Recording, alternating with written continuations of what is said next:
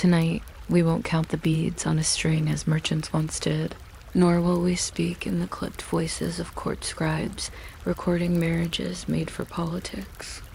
Instead, we'll follow the soft rattle of shells moving through the dark, telling stories of love measured not in years but in lengths of polished white. Somewhere, under a moon that leaned close to listen, promises were tied into threads that hummed quietly in the wind. Some say each bead carried a season, a glance, a vow small enough to hide in a palm. A necklace might whisper of two people standing apart because the world insisted they should. A bracelet might remember the sound of a flute echoing across a river at dusk. These were languages without words, spoken slowly, the way fireflies write letters only night can read. So lower the lights. Let the hush settle around you like a blanket pulled tight against the stars. And if your breathing begins to match the rhythm of the wind threading through these stories, that's just the night carrying you with it. If quiet journeys like this keep you company, you might consider subscribing. And if you share the time and place you're listening from, perhaps the next campfire will be waiting for you there. And when it burns low, we'll follow its last smoke trails into places where voices were softer than laws, where glances carried farther than messengers, and where the night itself seemed to lean closer, listening to every secret it was never meant to keep. A string of dentalium or wampum told a calm, tidy tale about time invested and promises measured, the way a very polite calendar might hum to itself. These were quiet histories of affection that rarely made it into textbooks, because textbooks like firm dates and real estate transactions and feelings tend to wander off. The night is long, and so were some of those bead strings, and we are in no hurry to count them. Across a continent with hundreds of nations and languages, people loved in ways suited to their homelands. Paths curved around lakes, seasons bent toward salmon or buffalo or corn, and arrangements of the heart followed those same practical arcs. In places where travel was long and winter listened at the door, alliances were as useful as snowshoes, and sometimes they began with two people who simply enjoyed speaking to each other at the fire's very edge.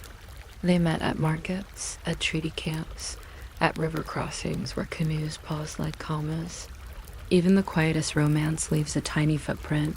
A borrowed knife never returned, a bundle of herbs wrapped with a different village's cattail cord. The evidence is not dramatic, it is domestic. Somewhere a basket changed hands and kept changing hands for 50 years. Those unions between tribes could be very formal, with gifts stacked like respectful punctuation marks. Or they could be unrecorded, tucked into the soft folds of a long autumn. When elders disapproved, the road narrowed, but roads have a way of continuing anyway, one step then another. A young hunter might visit an out-of-the-way berry patch at just the right hour, which is also the wrong hour, depending on who is asking. There were signals so small they would make a modern text message feel loud, a pattern of moccasin prints turned heel to toe to say yes, or a cooking pot left upside down to say not now. The jokes were gentler then, but jokes nonetheless. A grandmother might cough at exactly the wrong moment, which is to say, the right moment for memory, and later tell the story with careful omissions and a satisfied nod. Sometimes the alliances were public and practical, and sometimes they were private and practical, which is a very similar category separated only by candlelight. When two families found common cause through two people's affection, the potlatches, giveaways, or feasts the following season had a certain brightness. Grain moved more easily, trade rivers ran a little wider, and winter caches seemed to balance themselves, but even well-fitted arrangements can drift. A teasing word might travel farther than intended. An uncle might count horses in a way that felt less like mathematics and more like meteorology. Feuds could start like an afternoon shower and end the same way, leaving damp footprints and a story that everyone retold as a cautionary lullaby. War is a strong word, most days were quieter. The more accurate phrase might be several weeks of pointed tidiness. during which gifts arrived late and no one borrowed a kettle. If love under the moon was hidden, it was not always ashamed. It was concealed the way a seed is concealed, on purpose. The night was busy with small negotiations: whose blanket, which trail, how to greet a relative who is technically an in-law, but lived far enough away to be considered weather. And here we drift to the other kind of power that sat openly in daylight: sacred women whose authority made all these matters less like gossip and more like governance. In some nations of the southeast, a beloved woman, a gigao, might rise through years of service until her voice could send a warrior home or send him across the river. She carried memory in baskets, treaties in her words, and the kind of patience that can sit through 6 variations of the same speech and improve each one with a sentence. People asked her to name things properly when names had wandered. Such women lived in the wide intersection between spiritual duty and political sense. The old stories say their presence felt like a steady drum. You did not notice it until you stepped away, and then you hurried back because everything else sounded out of time. When questions of marriage, adoption, reconciliation, or separation arrived like careful guests, these women greeted them without blinking. A match could bind clans, and an unbinding could save them. Nothing was simple, and nothing was rushed. A bundle might be opened, and the herbs inside counted like syllables. The fire would be stirred. The time would be stirred with it. Somewhere in the background, a child practiced a song about corn, the small domestic rhythms continuing to keep the large public rhythms from wobbling. The medicine women had other work as well, quieter and not as easily explained to outsiders. They tended to bodies and to confidence. If a heart needed settling, there were teas for that, but also stories, and the stories had dosage instructions too. A tale about a cedar tree might be administered with a specific cadence at sunset for 3 evenings, then discontinued if excessive smiling occurred. Lovers visited at the edge of the lodge and left with new scents under their fingernails, cedar or sweetgrass or smoke, and the measurable improvement that came from being listened to for more than a minute. Privacy was a tool, not a curtain. Secrecy was a medicine, not a scandal. In the ledger of the heart, these practitioners recorded outcomes in the neat handwriting of contentment. Slept better. Returned for advice about cooking stones. Plans to speak with aunt. From solemn authority and soft counsel, we wandered to arrangements that were less hidden and, if anything, excessively practical. In many places, polygamy was a math problem with a culinary solution. Larger households produced more food, tanned more hides, raised more children, and translated more news. Sister wives were often literal sisters, which reduces narrative tension dramatically while increasing harmony in scheduling. Duties were rotated like the moon first quarter full, last quarter until even disputes looked like meteorological phenomena. A breeze before breakfast, a calm by noon. Status mattered, but the status measured competence more than spectacle. You could tell who managed a household well by the sound of the grinding stones in the morning, and by how quickly a traveling cousin decided to stay. Polygamy also served diplomacy. A leader might extend kinship across clan lines by welcoming a new wife and her relatives into his household, or by sending a beloved daughter to a widely respected home. The gifts exchanged at such times had a reassuring geometry: blankets stacked taller than a child, beadwork whose symmetry felt like a well-made argument, and bowls that promised to hold stews as yet unimagined. People sometimes ask whether love fit into these equations. Often it did, like a well-placed comma in a sentence already sensible. Affection grew in the daily repetition of small favors: the step quietly swept, the soup quietly salted, the joke repeated privately until it fit the house. Romance was not a spark so much as a banked coal, efficient, reliable, and easily revived after a long day.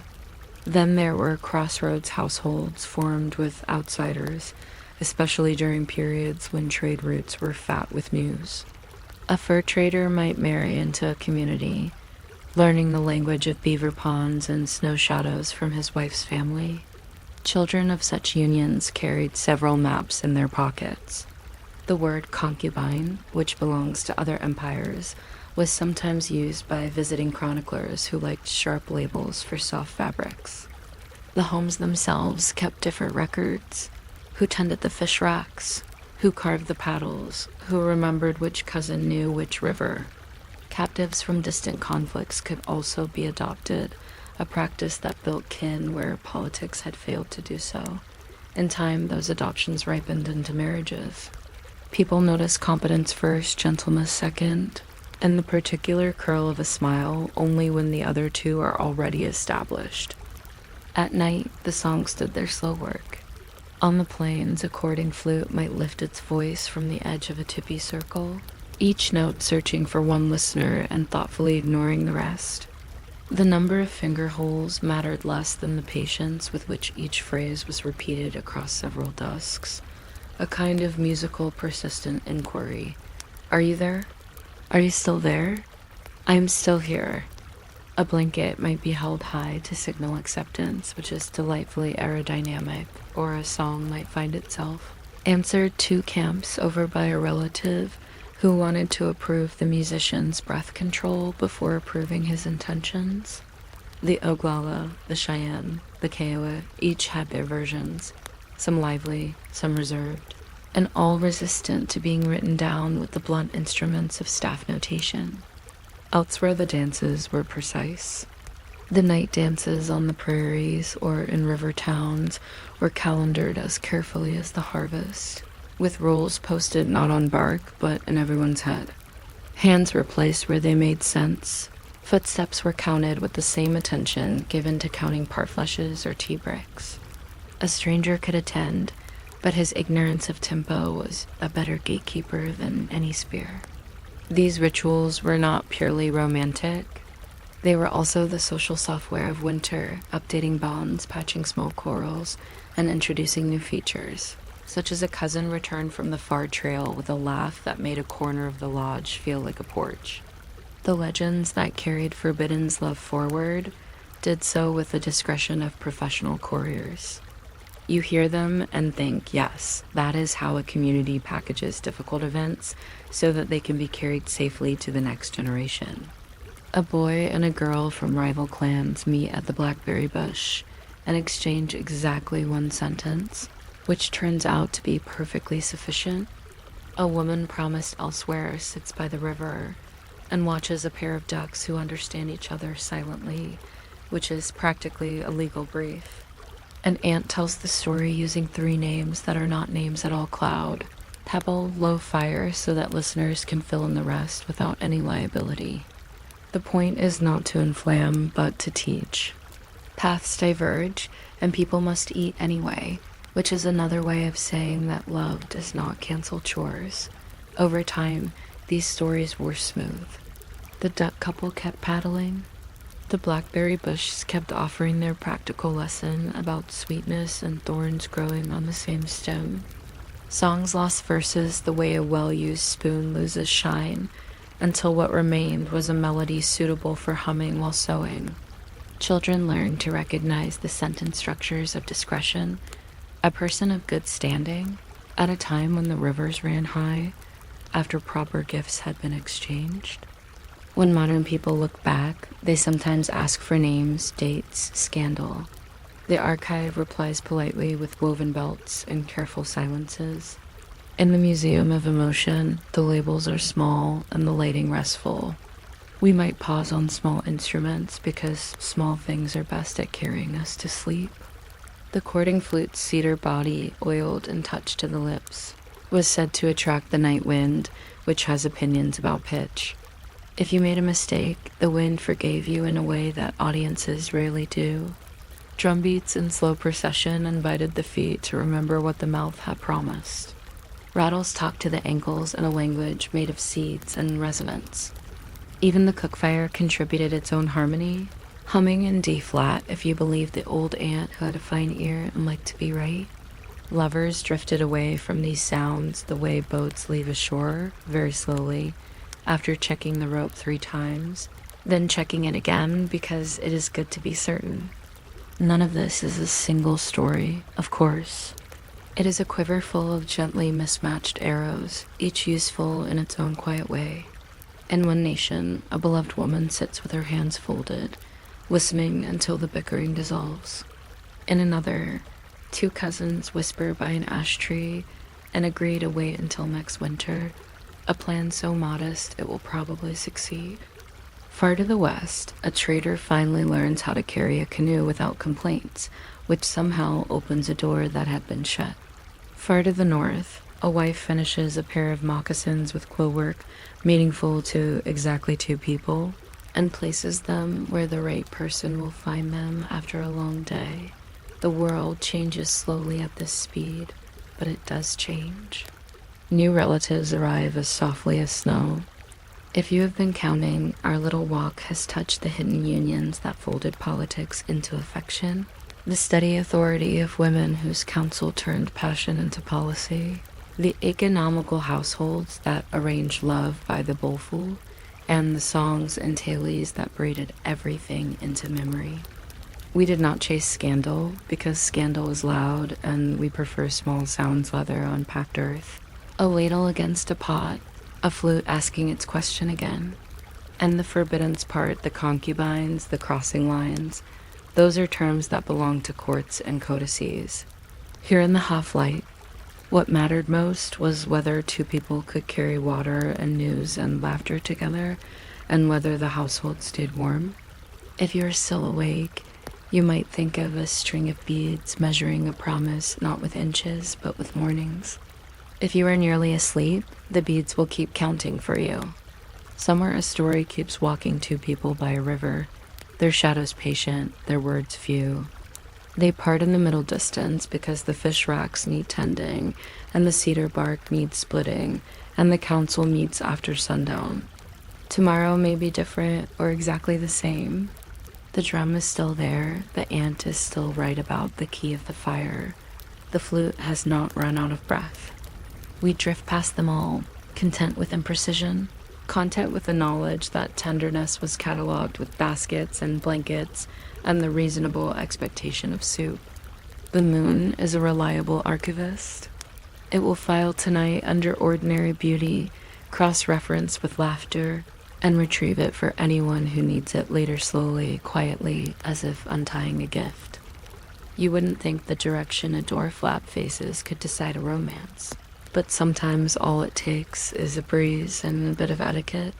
A flap tied open to the east meant dawn people, dependable and early. To the west meant long story people, late but worth the wait.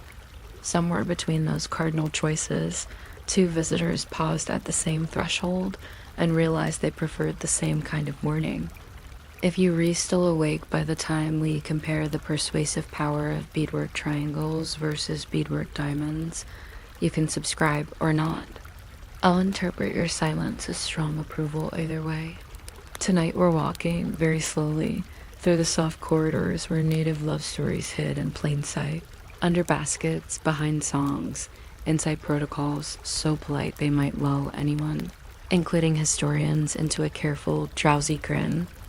Across the prairies, forests, deserts, and coasts, alliances were not only treaties on bark, they were long-term recipes. The ingredients looked plain corn, salmon, buffalo, berries, pine nuts, but the timing was precise.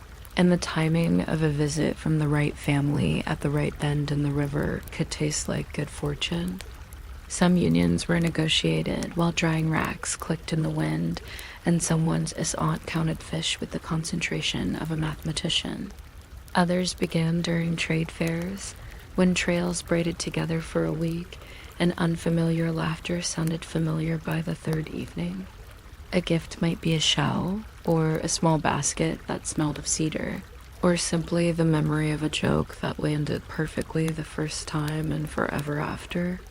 The ledger of affection had many columns: horses, blankets, dried squash rings, and the useful commodity called good reputation, which travels farther in winter because nothing else does. Forbidden unions between tribes were not always forbidden by law, so much as discouraged by elderly eyebrows. Two families with uneven histories might test the edges of custom in the same way a canoe noses against spring ice gently, repeatedly, willing to retreat if the scraping sound is wrong. Young people found subroutines within protocol. Walking on the same side of a path was a data packet of its own. The way a bowl was offered with the lip toward or away from the guest was a cautious conversation. You could say, without speaking, "I liked the story you told 2 circles ago," and you could receive a reply such as, "I also appreciate the way you do not interrupt fires when they crackle." Petty? Perhaps. Effective? Absolutely. Whole winters passed on the strength of that second sentence. When alliances turned into marriages, the exchange of goods was exact and unhurried. If a family promised 5 ponies and 7 blankets, then 5 ponies and 7 blankets appeared, not because they were currency, but because promises are heavy and need to be packed the same way every time. An uncle might grumble that one of the ponies was more theoretical than practical, too young say or too fond of its own opinions, yet he would also note quietly that the boy had carried water for 3 days without being asked. There were always quiet audits of character, who refilled the firewood without counting praise, who remembered the names of cousins who no longer lived in the village but remained part of the weather. Sometimes, in the folds of these arrangements, a spark slipped through and landed where sparks do. Love between rival clans or neighboring nations was not a melodrama. It was a scheduling problem. Whose feast? Which lodge? The calendar looked like a beaded belt, and one misplaced bead could start an argument that lasted longer than the beadwork itself. The phrase, "love that led to war," exaggerates the volume. What often happened was a season of deliberate inconvenience. Runners carried messages with more adjectives than usual. A hunting party returned to the wrong meadow on purpose by accident. Merit was demonstrated repeatedly at a meticulous sub-freezing pace. The true crisis was logistics. 2 grandmothers, 2 wood piles, a finite number of sensible opinions, and a pile of corn cakes cooling faster than anyone could agree to eat them. Where affection brushed against policy, women with names that translate imperfectly into English beloved, favored elder sister of the town, were asked to listen longer than the others. In some southeastern nations, a gigao, a beloved woman, might sit with beaded belts and winter counts, arrayed like calm witnesses at her side. She had earned that seat through years of labor and a memory that did not rush. Love, warfare, adoption, mourning, reconciliation, she had seen them all wrinkle the day and smooth again. When families brought their delicate news, she sifted practicalities the way one sifts acorn meal, again and again until the bitterness subsided. A young couple who wished to cross old boundaries could find in her a study page on which to write neat lines. She did not ignore rules, she indexed them. It is hard to argue with an index.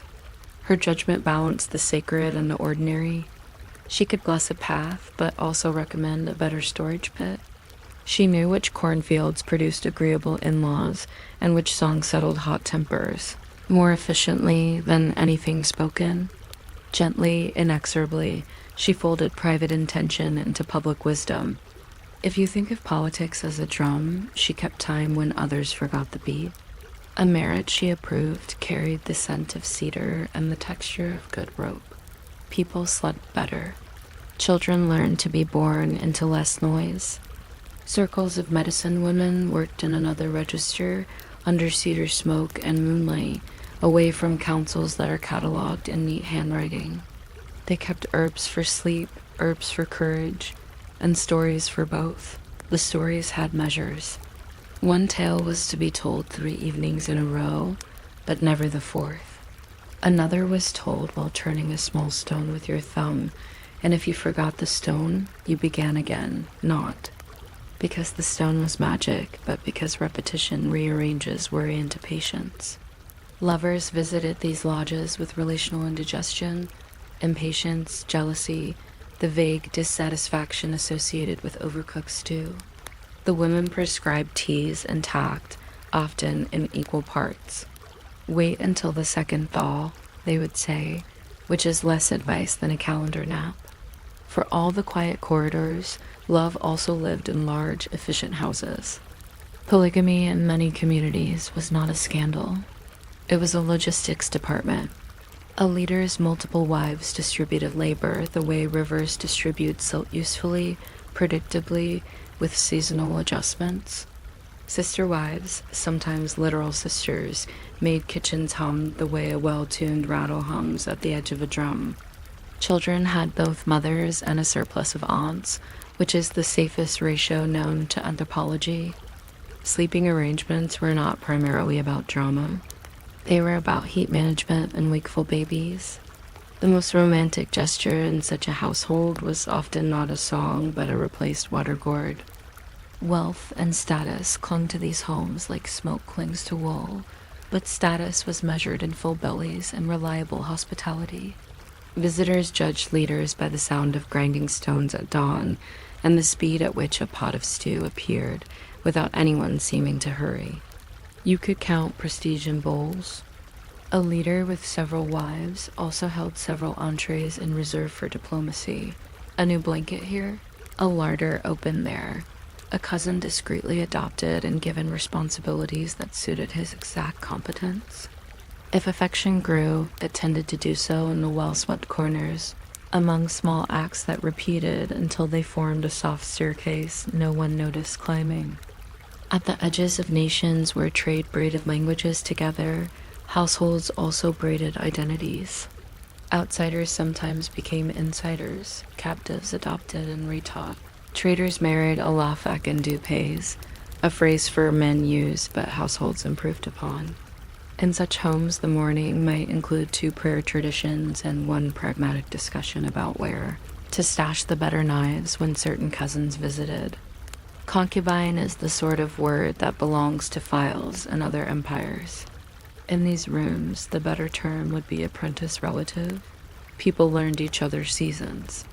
A child was shown 2 ways to say hello, both of them correct. One of them used for elders who preferred to be greeted at a distance of 2 steps and with a bowl already in hand. Of course, love needed sound. The night dances of the plains were calendars you could hear. Courting flutes rose at the edge of a circle with phrases so patient even the coyotes relaxed their ears. The instrument was cedar often, and the song was a letter without paper. Simple beginnings, repeated middles, and endings that promised to begin again tomorrow in precisely the same place. In some camps, a girl signaled acceptance with a blanket, lifted and settled like a small door opening. In others, she let a laugh escape at just the wrong measure, which old ladies noted with the satisfaction of veteran timekeepers. A man with strong breath control could give you the impression of reliability without once speaking about firewood, a skill still respected in any era. Elsewhere, the dances moved in patterns that turned whole communities into bracelets. Not every footstep meant romance. Many meant courtesy or the repair of old misunderstandings, or simply enjoyment of a night whose stars behaved properly. Rules were known and enforced by mood rather than by shouted orders.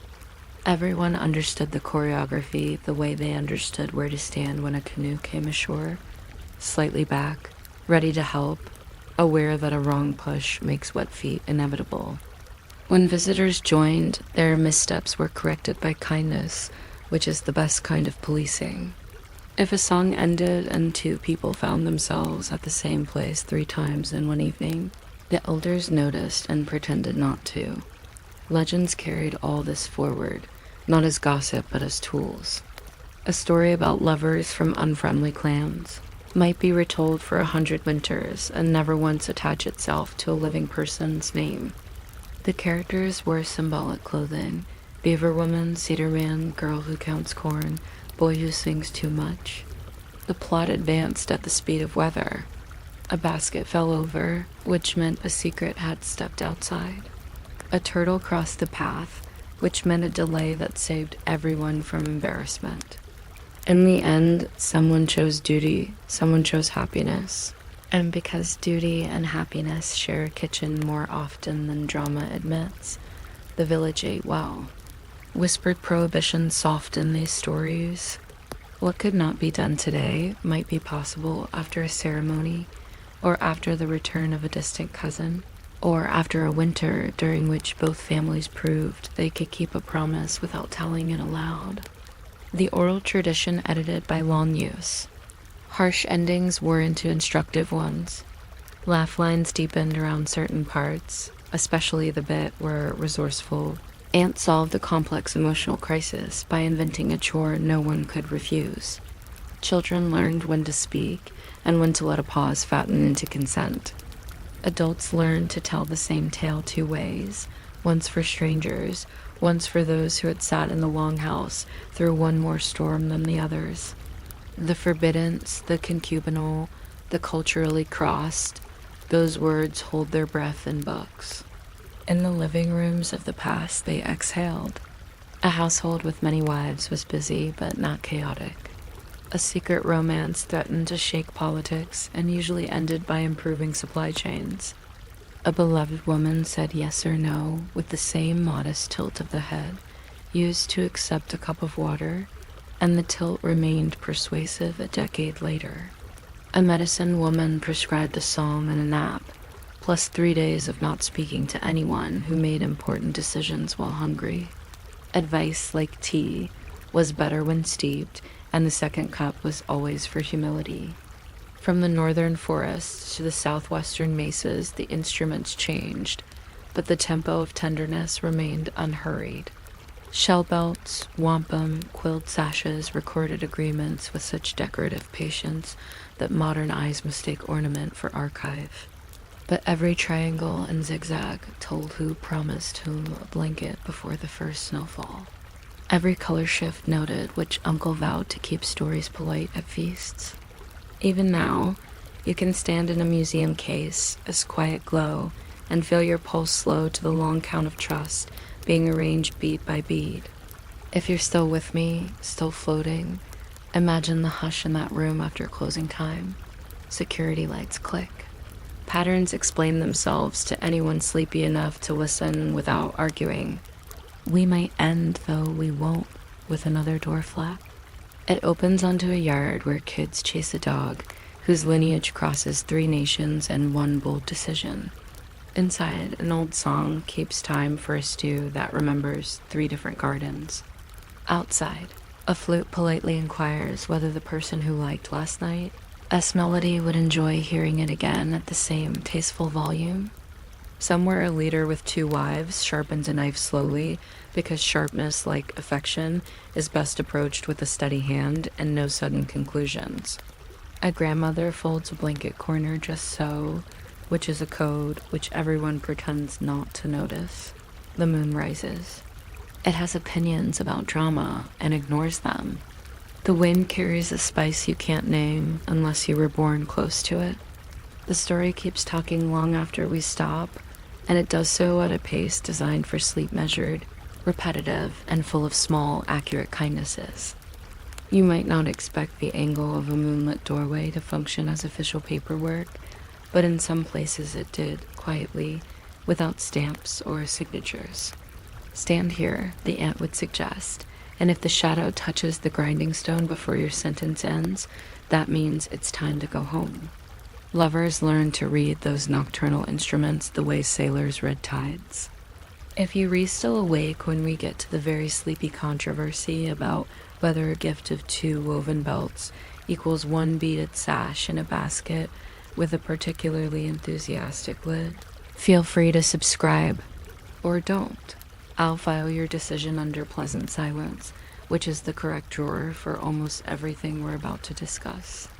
Across prairies and river valleys, desire did its best work under a well-behaved moon and within the elaborate manners of neighboring families.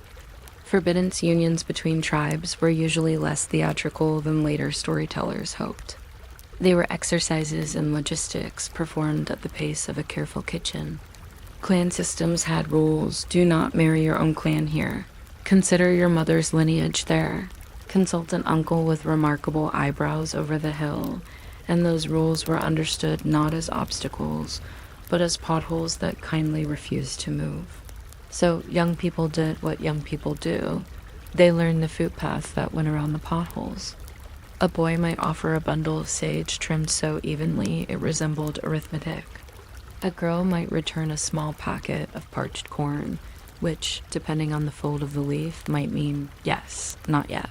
Or I admire how you fix roofs in a straight line. Markets and seasonal gatherings were particularly dangerous to elaborate caution. Trade language braided itself around jokes. Jokes braided themselves around songs. And songs placed everyone in the correct order for noticing that someone's laugh appeared at the same interval every evening. You could track a romance by counting steps to the water and back. 12 meant friendship. 13 meant curiosity. 14 meant a grandmother had started paying attention, which is a fate as formidable as weather. When secret romances nudged politics, the scandal was usually measured in extra meetings. Messengers trotted farther. A council fire needed a second bundle of wood. Someone had to fetch a third blanket because certain elders liked to think better when their knees were convincingly warm. And sometimes love, with its tidy feet and optimistic timing, walked directly into old arguments. Tales say, the love that led to war, but many household memories translate that more softly. The love that led to additional negotiations about where everyone would sit at the autumn feast. If tensions did rise, they rose like bread, slowly with familiar creaks, myriads of small bubbles stretching patience into something edible. A cattle raid might be canceled out by a marriage. A marriage might be recalibrated by the return of a lone canoe. The canoe might be balanced by a feast attended with deliberate enthusiasm by people who would rather have stayed home, but admitted between bites of stew that the drumming was satisfactory. The ledger of peace contained unusual entries, 1 basket of choke cherries, 2 apologies, a morning of moving firewood together without speaking, and it was surprising how often those entries summed neatly to calm. Some regions recognized women whose voices carried farther than a shout could, even when they spoke in library tones. In parts of the Southeast, a beloved woman, honored for bravery, memory, and excellent judgment, could address matters of war and adoption, and relevant here, marriage alliances that nudged delicate boundaries. She did not simply approve or disapprove romances. She audited them like a patient accountant who knows the price of a poorly tied knot. She asked slow questions. Did either family owe the other a duty they had not yet repaid, such as a promised roof or the return of a story borrowed for winter telling? Was the young man competent with water, meaning could he launch a canoe without irrigating the entire shoreline? Did the young woman remember people's names 3 visits later, which is the foundation of all diplomacy? Her final nod, when it came, felt like the moment a pot finally settled on embers. Not loud, just inevitable. Around the edges of councils moved another authority, quieter, into whose baskets lovers placed their worries as one places stones before crossing a river. Medicine women kept remedies for sleeplessness, courage, and the interpersonal difficulty known in every era as "we were fine until the third cousin arrived." They also kept calendars no one argued with. A tea of certain leaves meant wait until after first thunder. A wash of certain roots meant speak only in metaphors for a week, an instruction that solved more quarrels than outsiders might expect. If a liaison was truly unwise, the advice was not thunderous. It was practical. Paint a new design on the parfleche that holds your traveling food. One might say, if you feel foolish while you paint, you have your answer. That sort of thing. It is hard to stage a dramatic scene in the presence of that kind of sense. Of course, households could be very large on purpose. In several communities, the unions of chieftains or notable men were multiple by design, arranged not as soap opera but as infrastructure. Sister wives ran homes like well-swept fortresses against hunger. The rhythm of grinding stones at dawn formed a reliable heartbeat for the political day. Children were famously a community project, and ants were quality control. Visitors later invented adjectives for what they witnessed: exotic, unusual, complicated, when the accurate word was efficient. The romance in such houses was not the furtive kind, but the generous kind. An extra portion placed without announcement. A winter coat mended so expertly that even the tear forgot it had ever existed. The highest compliment for a leader with many wives was not envy but trust. You could tell by the steady line at his door around meal times, a queue of people seeking advice that started with stew and ended with clarity. At cultural crossroads, river forts, portages, prairie posts, identities braided as readily as trade goods. Outsiders sometimes became insiders with a speed that would alarm modern paperwork. A captive adopted into a family learned a new set of jokes and eventually told them better than the cousins who taught them. Traders entered country marriages that were only temporary in the eyes of faraway clerks.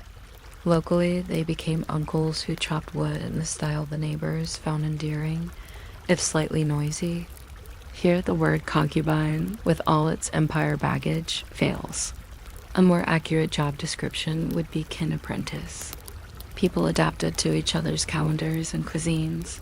Breakfast might feature both fry bread and something that strongly insisted on being called porridge.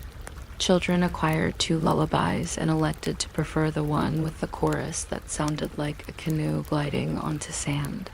Where there was order by daylight, there were songs by night. The night dances of the plains and elsewhere kept social life stitched tight without anyone having to announce a policy. Courting flutes wrote letters in cedar and breath. A melody had paragraphs if you listened long enough, an opening sentence, a middle that repeated politely, and an ending that requested your attention tomorrow at about the same time. A girl's blanket might lift a little, and if it lifted twice during the same measure, certain older ladies made mental notes, and, in the morning, appraised the world with that contented expression known universally as grandmother face. The choreography of the circle looked like a metaphor, and was. Those who had quarreled found themselves beside each other, exactly long enough to remember that quarrels melt under competent drumming. Those who had designs on secrecy discovered that secrecy and rhythm rarely get along. Legends handled the rest, filing complicated feelings into neat patterns that listeners could carry to bed. Stories about forbidden love traveled under names that kept the living safe: Beaver Boy, Cedar Girl, Woman Who Sings in Rain, and they advance slowly, like a basket weaver circling the same coil until the bowl holds water. In such tales, trouble often arrived disguised as a small convenience, a shortcut path, an unsupervised feast, a very fine pony that tied itself. Solutions also arrived in friendly costumes, a chore that had to be done together, a riddle that required two answers, a long walk, during which the talk turned to weather, then to promises, then to the pleasant realization that the promises were in fact about weather. Moral clarity never raised its voice. It simply arranged itself into a shape that fit the hearth. If we return briefly to the first scene, two families negotiating under moonlight, we find that the tools of love were mostly domestic: mats, bowls, beads, the famous. Triangles and chevrons of beadwork were not only decoration. They helped fingers remember agreements while minds forgot details on purpose. A belt with alternating colors might mark, here a horse, here two blankets, here a public apology rehearsed until it could be delivered without injury to pride. Wampum and quill work kept minutes of meetings that otherwise existed only in the air. A curator can tell you ethnic attributions and approximate dates. A sleepy narrator can tell you those belts also carried the exact texture of a well-resolved misunderstanding, which is smoother than river stones and lasts longer. There were, inevitably, loves that never found their ceremony. Some remained forever at the stage of carefully returned bowls. Some transformed into friendships that operated like secret roads between villages, useful in snow, invisible in summer.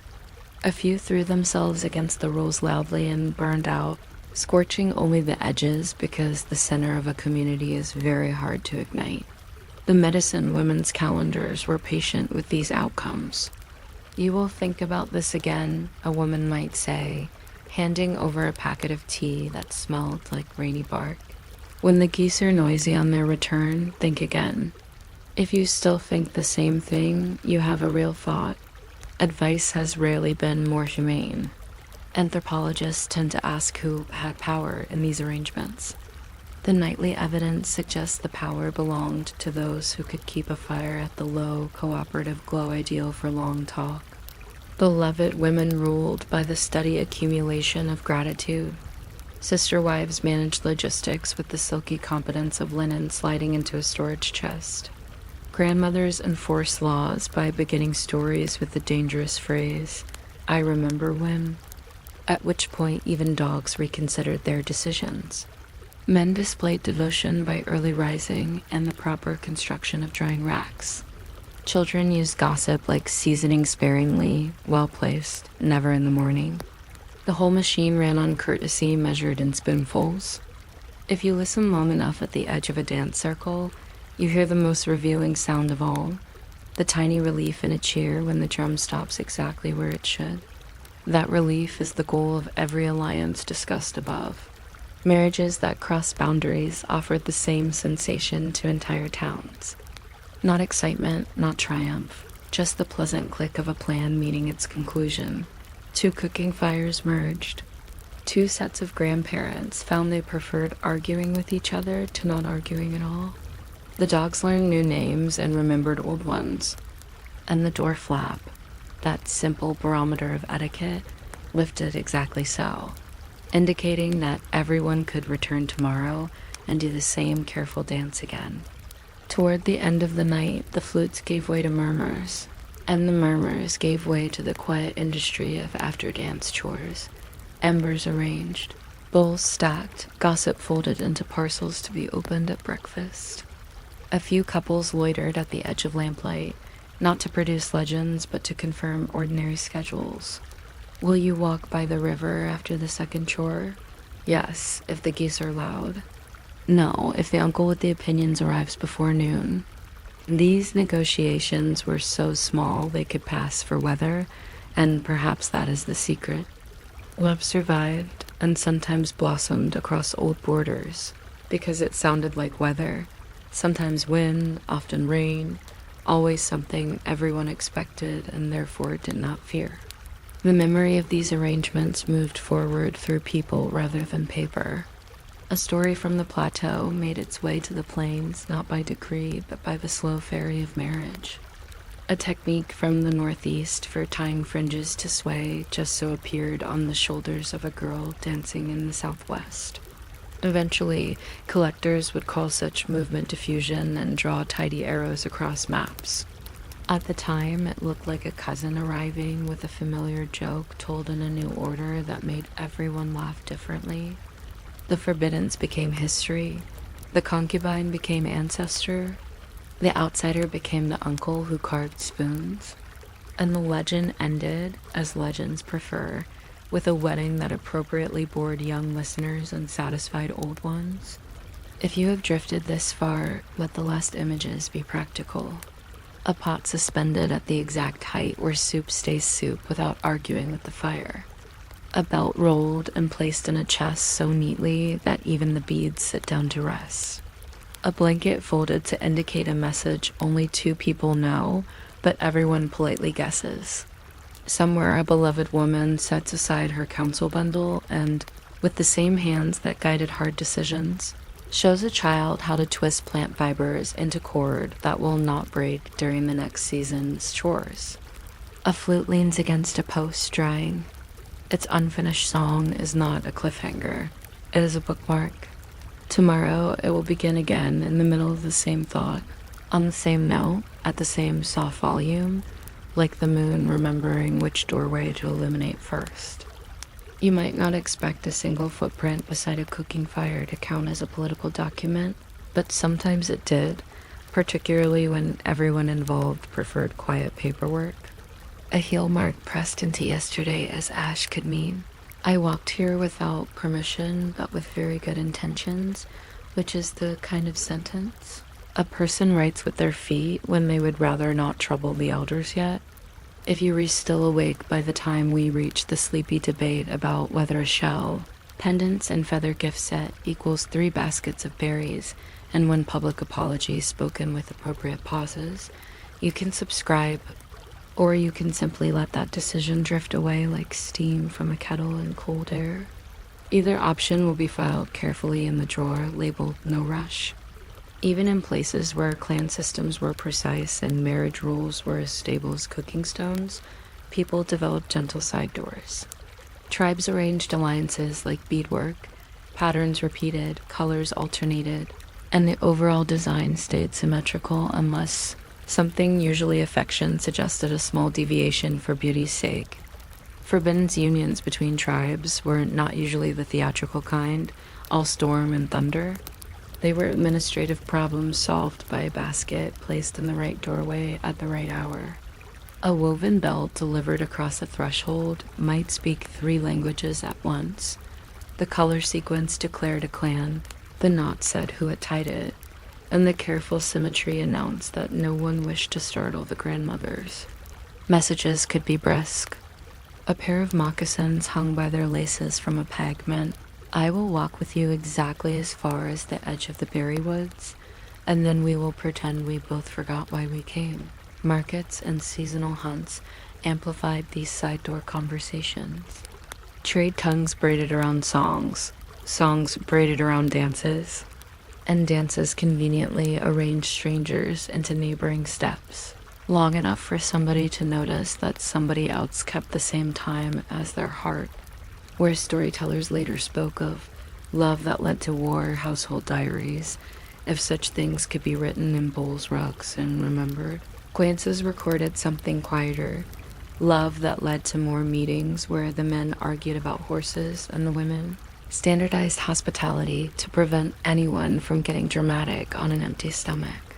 When feuds did arise, they rose like bread, with a predictable patience. A cowrie shell misinterpreted here, a boasting cousin there, and suddenly the drummers were reminded to keep rhythms. Even so, no one could claim the song had favored one side. Sometimes, when the ledger of calm looked wobbly, 2 responsible aunts would exchange nephews for a season, which is one of history's more effective treaties disguised as babysitting. While the moon supervised these arrangements, daylight had its own administrators. In the towns of the southeast, a beloved woman war leader once, elder now, keeper of memory always could adopt captives, speak for peace or war, and examine marital puzzles with the same even gaze used for counting corn. Her influence was not loud. It was precise. She asked questions that sounded like riddles but were actually maintenance. Who will carry wood when the snow is a stern teacher? Who remembers that your mother's sister's promise still lives in the old basket and prefers not to be bumped? Which of you can keep a fire so politely that visitors forget they had strong opinions? She might give permission with a nod that felt less like a decision and more like the world rotating as scheduled. Alongside her, sometimes farther from the council and closer to the door where patients entered, medicine women handled the interpersonal weather. They dispensed tea for nerves and ointments for rash promises. They were also experts in seasonal timing. Speak after first thunder, a patient might be told, because before that you will only hear your own echo. When rumors of forbidden affairs wandered through a town, these women tended to them the way gardeners tend volunteer plants, neither celebrating nor condemning, just asking whether the roots intended to behave. If the answer was no, a recipe for calm might arrive wrapped in bark with a suggestion to take a long walk, exactly when the geese practice warming up their voices. It is difficult to be impulsive while sharing a path with geese that sound like sluggish bagpipes. Some homes operated on a larger scale, not a scandal but a strategy. Leaders with multiple wives ran households as efficiently as small governments.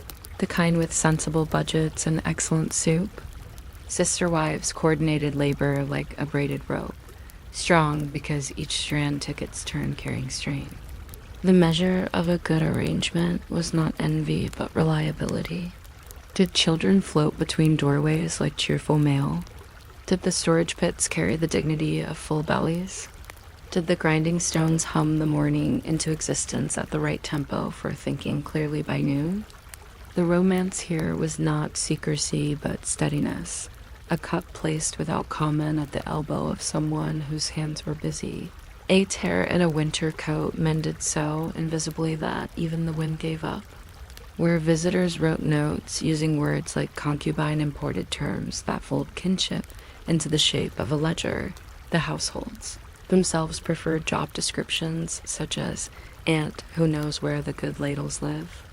At trading posts and the long portages, newcomers entered the weave, a captive adopted into a family, a trader bound by a local marriage that outlasted distant paperwork, a woman from elsewhere becoming the center of a kitchen in 3 Seasons flat. Cultural crossroads created domestic crossroads. The stew pot accepted both oats and corn with the diplomacy of a capable cook. Children acquired more than one lullaby and judged them on the important metric of which one felt like the inside of a well-made blanket. Evenings turned all that policy into choreography. Night dances on the plains and beyond operated as social software with drums for operating systems. Courting flutes wrote letters in cedar and breath, and those letters followed a format editors would approve. A respectful opening, a body with tasteful repetition, a conclusion that promised the next edition. A girl's blanket might lift once, which meant your melody has potential, or twice, which meant please consult my aunt.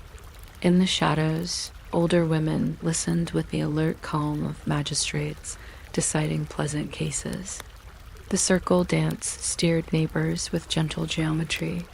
People who needed to forgive found themselves briefly side by side, and people who needed to be seen were seen exactly long enough to remember their better posture. The stars cooperated by showing up on time. As for tales of forbidden's love, those slipped into the oral library with careful disguises. Names were changed to safeguard the living, and also because it is difficult to argue with a story about the cedar woman who married the north wind. A legend traveled from lodge to lodge like a basket, useful, admired, and slightly improved by the newest hands. Over years, what began as household gossip turned into moral furniture familiar, smooth-edged, and positioned exactly where you needed something to lean on during winter. The final sentences never thudded. They settled the way embers settle into the exact glow required for another pot of tea. Consider for a drowsy moment the administrative genius of a beaded belt. The pattern might contain a map of obligations. Here a horse returned without comment. There a visit promised after the berries redden. Over here a formal apology rehearsed until it can be spoken without wincing. Couriers who carried such belts knew how to hold them so that light continued the message angles matter when you want respect to be legible. A small misreading could escalate an argument, but most people were bilingual in courtesy and caught the intended meaning. On the rare occasion when love became the spark for broader trouble, communities reached for old tools, exchange a nephew for a season, invite the contrary uncles to a feast heavy on dishes that require chewing, and send messengers who have the reliable habit of making jokes just long enough to persuade tempers to pause. If a war story eventually resulted, it usually wore a faintly embarrassed expression, like a pot that boiled over because someone told a good story at the wrong moment. In private recollection, the same event looked smaller and wiser to families, learning how to sit near each other at ceremonies without rearranging the entire seating plan each time. People sometimes ask who, in all this, held power, as if power were a staff you could weigh. The nighttime answer is that influence lived where the fire burned correctly. Low, steady, flattering to faces, beloved women wielded memory. Medicine women wielded calendars. Sister wives wielded logistics. Uncles wielded good humor. Aunts wielded standards. Children, who possessed the dangerous clarity of witnesses, wielded gossip with the precision of a pin, and pins should never be swung like hammers.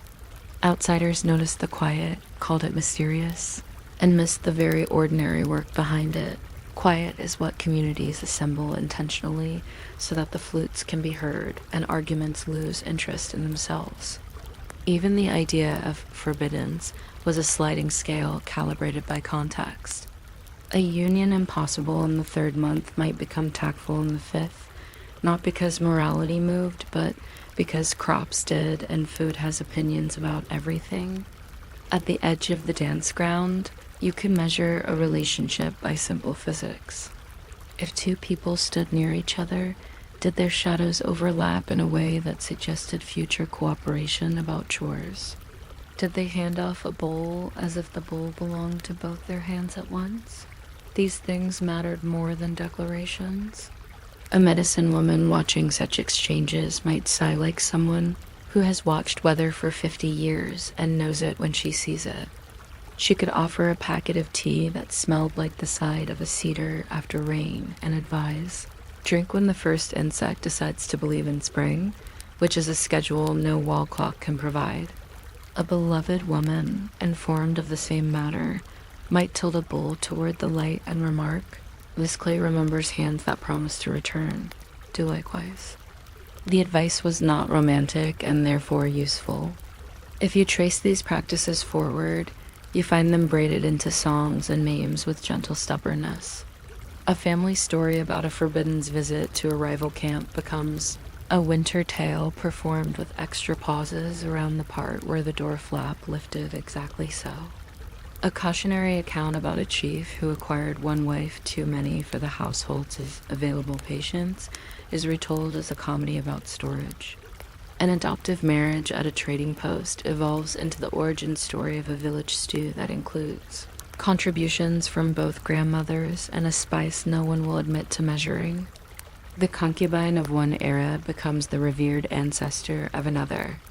That is the alchemy of time working its usual miracle, turning privacy into heritage. Meanwhile, the physical world keeps time reliably. The drum ends on the beat everyone expects. The kettle sighs when it should. The morning observes the schedule set by birds who are not especially interested in human debate. Now, where did we begin? With a footprint by a cooking fire serving as quiet correspondence. If you return to that print after the dance, you might notice a second, smaller mark where someone stood beside the first mark and considered tomorrow.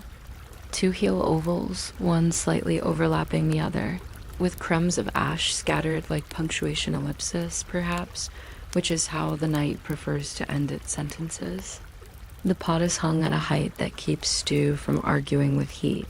The belts are rolled so the beats can rest. Somewhere a child falls asleep in the universal posture of authority, diagonally across a blanket that will soon be reclaimed. A flute leans against a post, drying, and the moon remembers which doorway to touch first.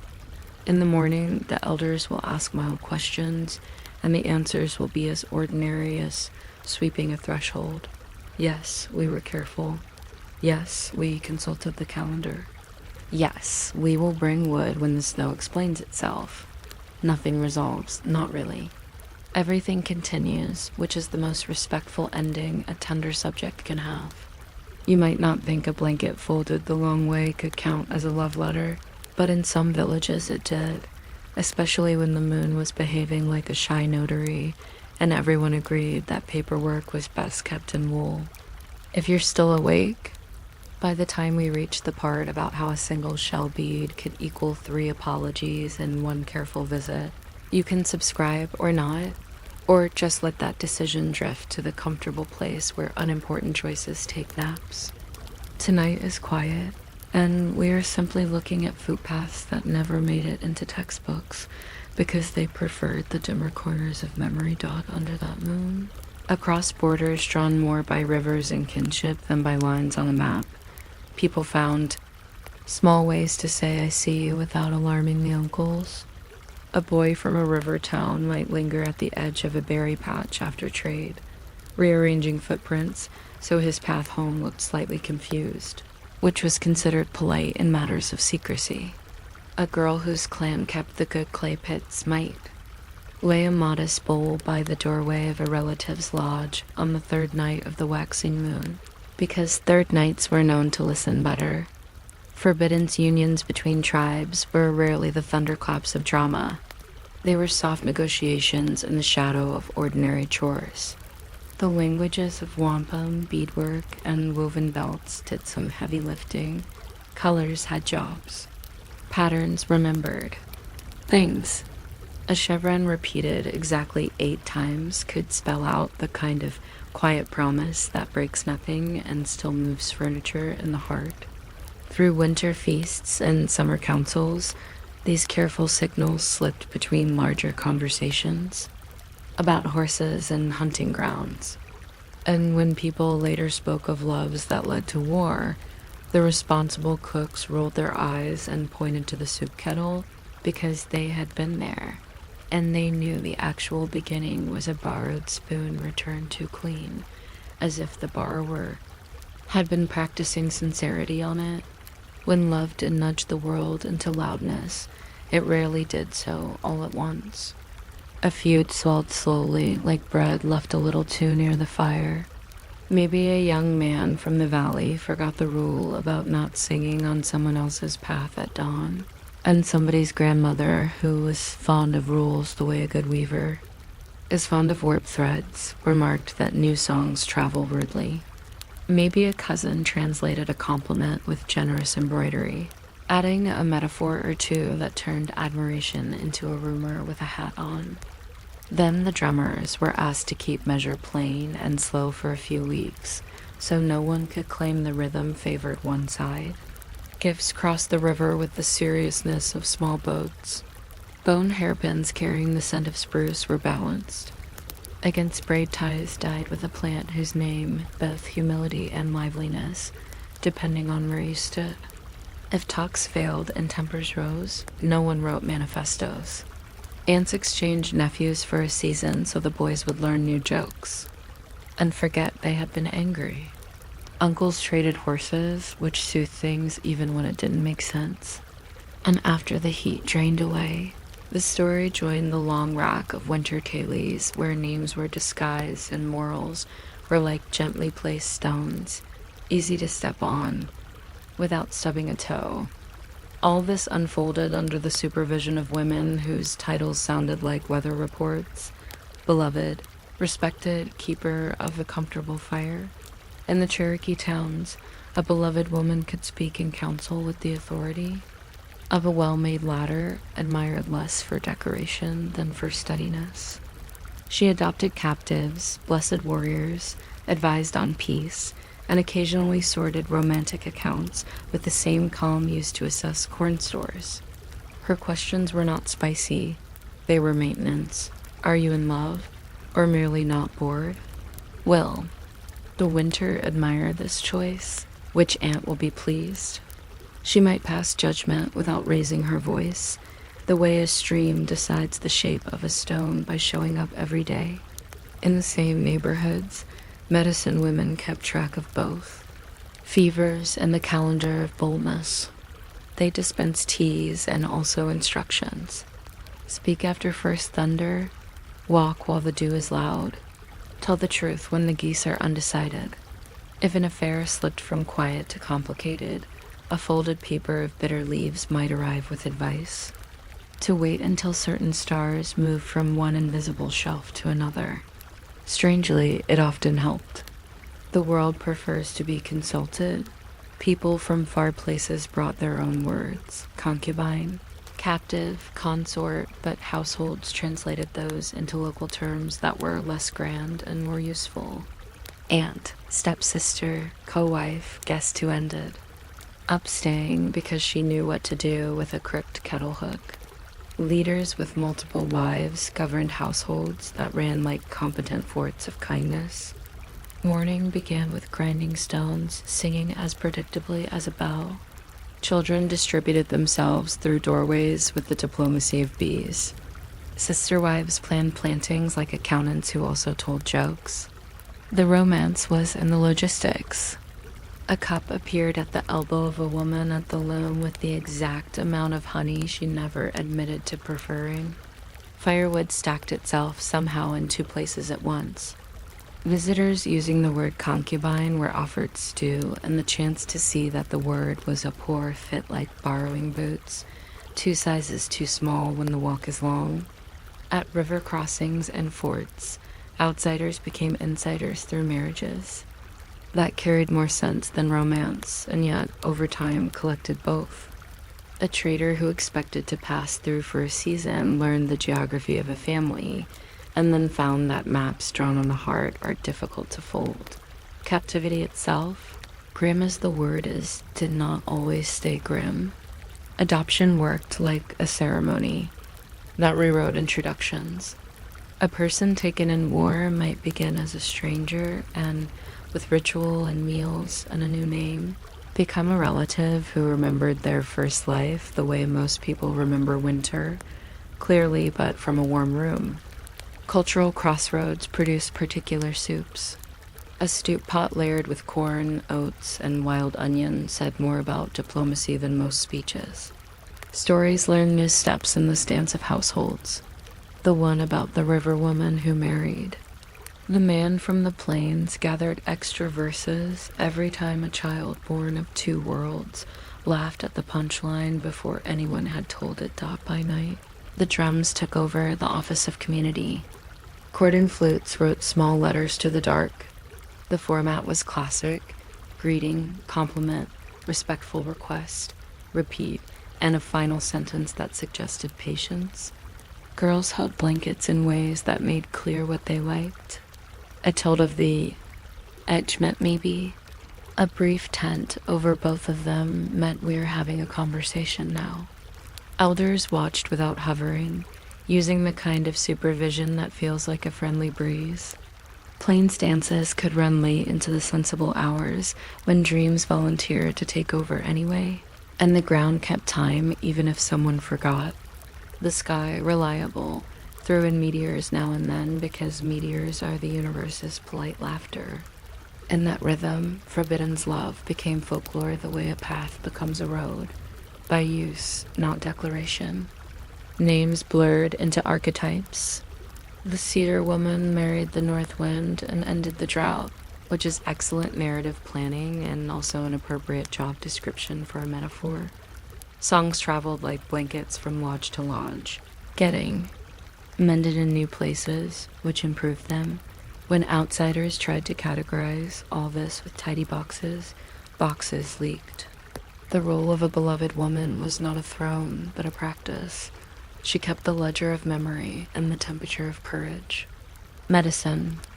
Women ran time like careful librarians, letting people borrow a little rashness in spring and returning them to good sense by first frost.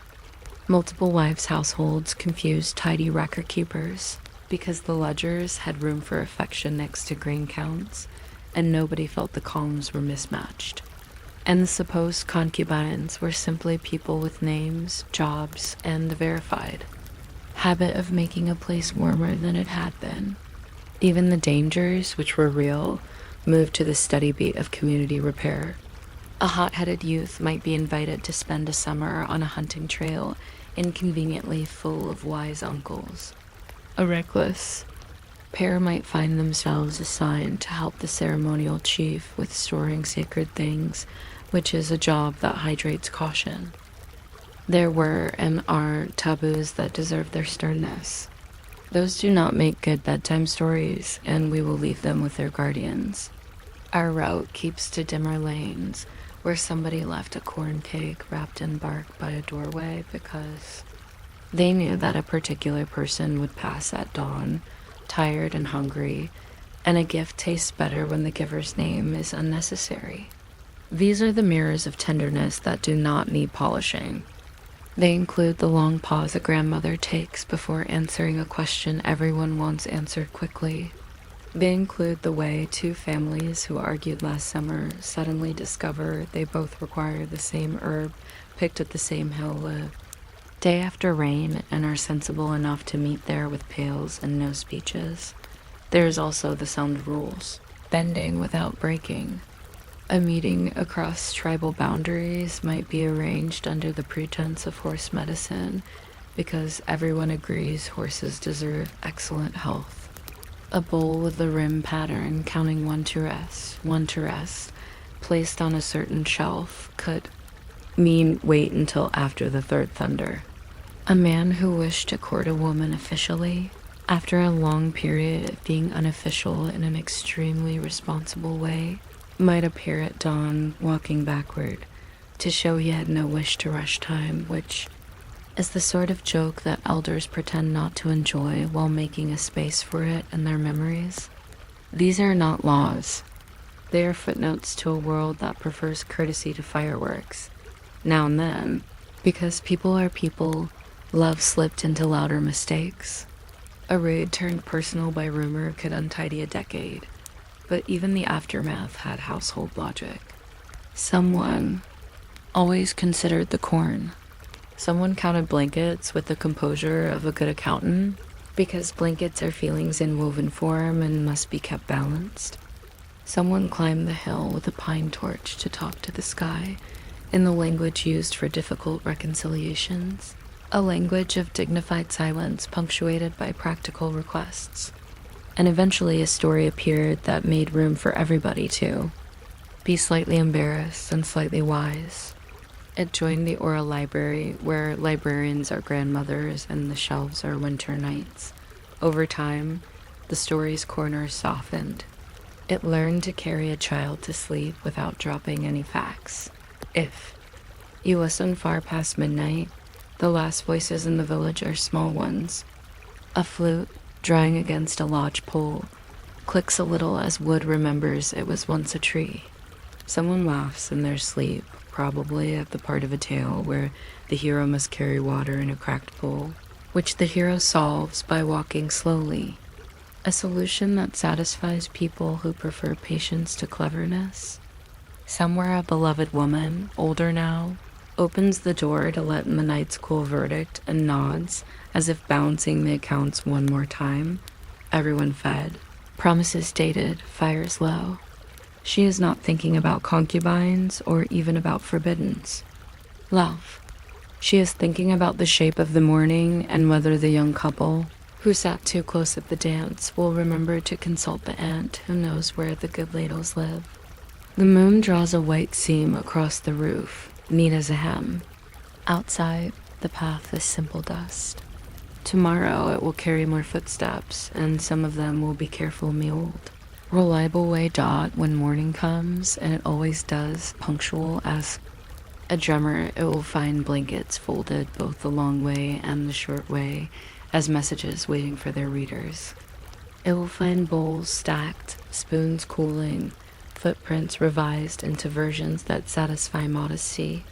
The Forbidden's unions will again look ordinary, because most of them are, once you've added woodpile math and race of chores. The loves that nearly caused wars will look like reasons people invented a more generous calendar. The medicine women will open their cupboards and sigh at the neatness.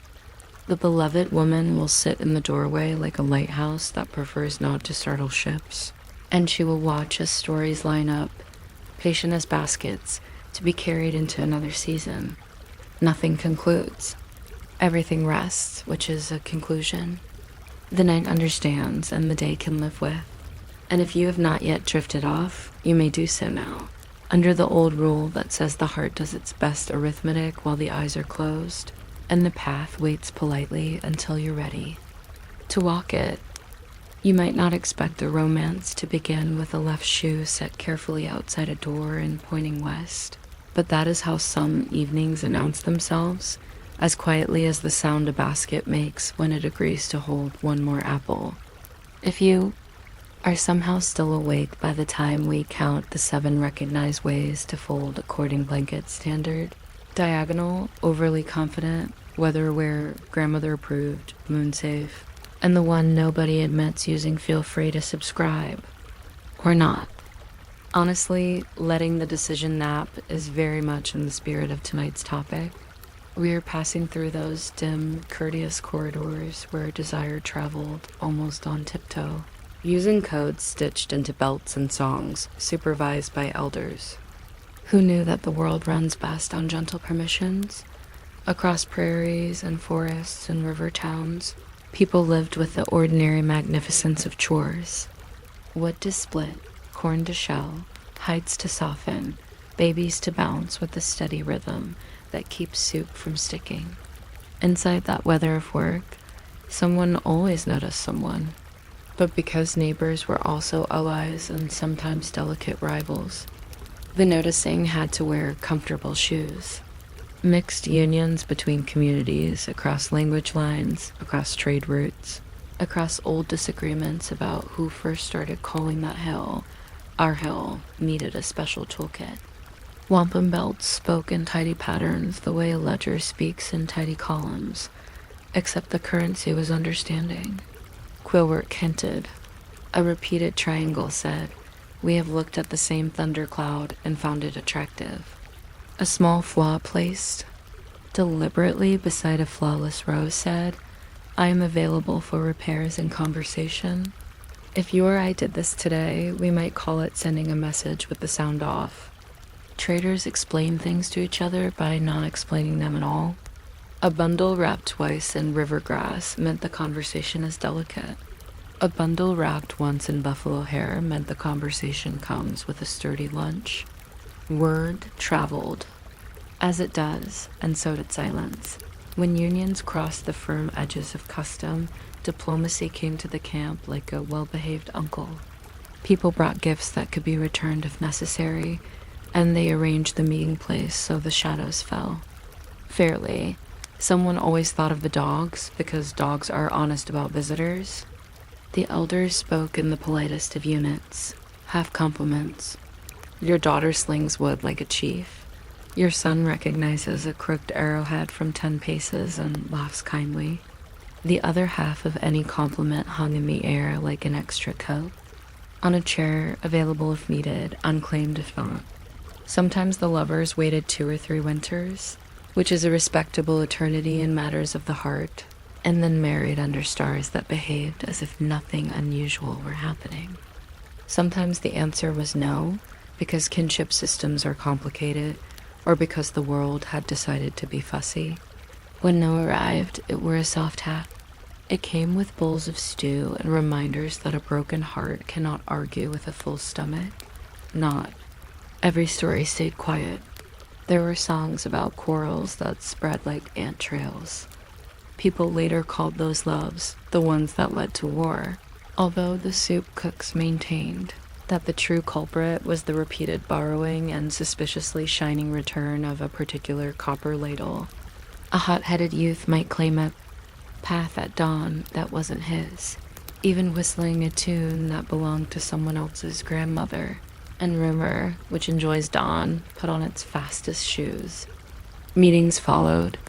Horses were moved from one side of the village to the other in a show of humility, which horses found confusing but forgave. A small potlatch might be arranged, precisely measured to cleanse the air of the tiniest echo of offense. And if all else failed, the people who remember the weather of the last 50 summers would speak, and they would place the lovers back into the world with sentences that sounded like rivers rounding stones. The world settled itself, as worlds do when invited to sit properly. The story became a winter thing told after the 3rd ladle of soup, with names changed and the copper ladle permitted a dignified retirement. Where love moved, governance followed in soft shoes. There were women whose titles sounded ceremonial and everyday at the same time. The Cherokee called one role the beloved woman, a term that functions like a clear lamp, steady, bright, not in competition with the moon. She spoke in council and carried authority into spaces where authority usually got cold feet. She adopted captives, ransomed the reckless, waved a hand that calmed large conversations. There were medicine women too, specialists in both plants and timing, which are closely related sciences. They dispensed drinks that knew where pain kept its pajamas, and they also dispensed advice about when the night would treat a confession. Gently wait until the river forgets yesterday, one might say, or speak after the first frog, but before the second. The advice worked because it gave people a chore listening and because it put the heart on the same schedule as weather.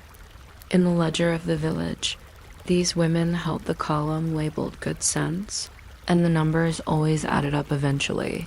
Sometimes the line between secret and sacred was pleasantly blurry. Lovers visiting each other under moonlight made use of blankets with opinions.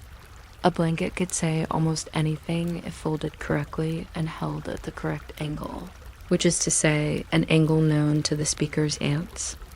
The small tilt that meant I will walk with you after the song. The rakish diagonal that meant we should ask permission to have a conversation about permission. The cautious horizontal that meant I like the way you stack wood, but also prefer to be friends with people who stack wood. A woman could lift the edge to include a suitor or lower it to exclude him, and the decision traveled through the night like polite lightning. Medicine women, when asked, might recommend a protective herb to keep words from running faster than good sense. Elders did not spy. They listened at a distance with a skill that must be learned from smoke, which goes everywhere without minding its own business, yet keeps a soft profile. From the outside, travelers use the word concubine for arrangements that look to them like unregulated affection. Inside the camp, the word was always a person's name and a job, and a place at the fire where that person liked to sit. Households large and small handled the arithmetic of affection with an accountant's calm. A chief with multiple wives did not stand on a balcony making announcements. He carried wood when told and gave sensible gifts on the exact day his sister's son turned the proper age to receive a new knife. Sister wives planned gardens and ceremonies with a competence that taught the children how to fix things before they broke. They divided tasks in a way that often looked like dance. Morning might begin with one woman at the grinding stone, singing the song that keeps rhythm true, another mending a tear in a shoe while telling a story about the year hard rain turned. Polite, and a third directing a troop of small errands toward the doorway with the authority of a fast river that somehow still allows for paddling. It is difficult to dislike an arrangement that produces warm bread at the exact second the mood requires it. Captives and adoptees brought the edges of far places into the center of camp. A woman taken in war could become a sister after the right words were said and the right foods were shared, in the correct order, while everyone pretended not to watch. Too closely, a man adopted into a household might spend the first spring getting lost on purpose with an older uncle who knew all the places where the land keeps extra water. These crossings braided families in ways that made good geographical sense. The old road to the trading fort became a family story. The child whose hair curled like a question mark collected languages the way ravens collect shiny things, not to hoard them but to relocate them to more interesting spots. The word concubine melts quickly in such weather. It is replaced by sister, aunt, neighbor dash with dash, the dash, good dash basket. Outsiders continued to use their old words, of course, but if they stayed through 2 winters, their vocabulary warmed up and started behaving itself at night. When the camp's breath rose in slow ribbons, the flutes came out. Their songs did not make bold promises. They were instead the sound of pathways being swept. Each note borrowed a little light from the fire and carried it around the corner, where 2 people stood considering the same future from opposite sides. Drums spoke in sentences that never needed to raise their voice. Dancers kept stars amused with very patient footwork. Moonlight practiced its usual persistence. Elders watched from a respectful distance while pretending to be absorbed by the progress of cooling stew. There were rules that walked about like friendly dogs. If you placed your blanket near the door, you were available for sensible conversation. If you placed it beside the door, perhaps not. If you folded it neatly after, everyone was proud of your housekeeping. From these evenings, stories learned to carry themselves. A woman becomes the cedar tree that shields her people from harsh wind by marrying the wind itself and reminding it of better manners. A man follows a fox across 4 seasons to find the person he should have noticed in the first place. Lovers turned into stars, which is surprisingly practical, since stars rarely interrupt squarely. The tailies moved because children carried them in their pockets, rubbing them smooth with retellings that added a good line and removed a clumsy one. Medicine women archived the ceremonial versions the way good librarians lay a book gently back into its slot. Grandmothers improved the funny parts. Uncles design test the morals on long walks to fishing spots. And every winter, because winter is the university of memory, the stories stood up and stretched and took attendance. People nodded, present, present, present. There was also administration. The beloved woman balanced the accounts of peace and firmness. When a bold secret became an inconvenient public fact, she did not scold, she measured.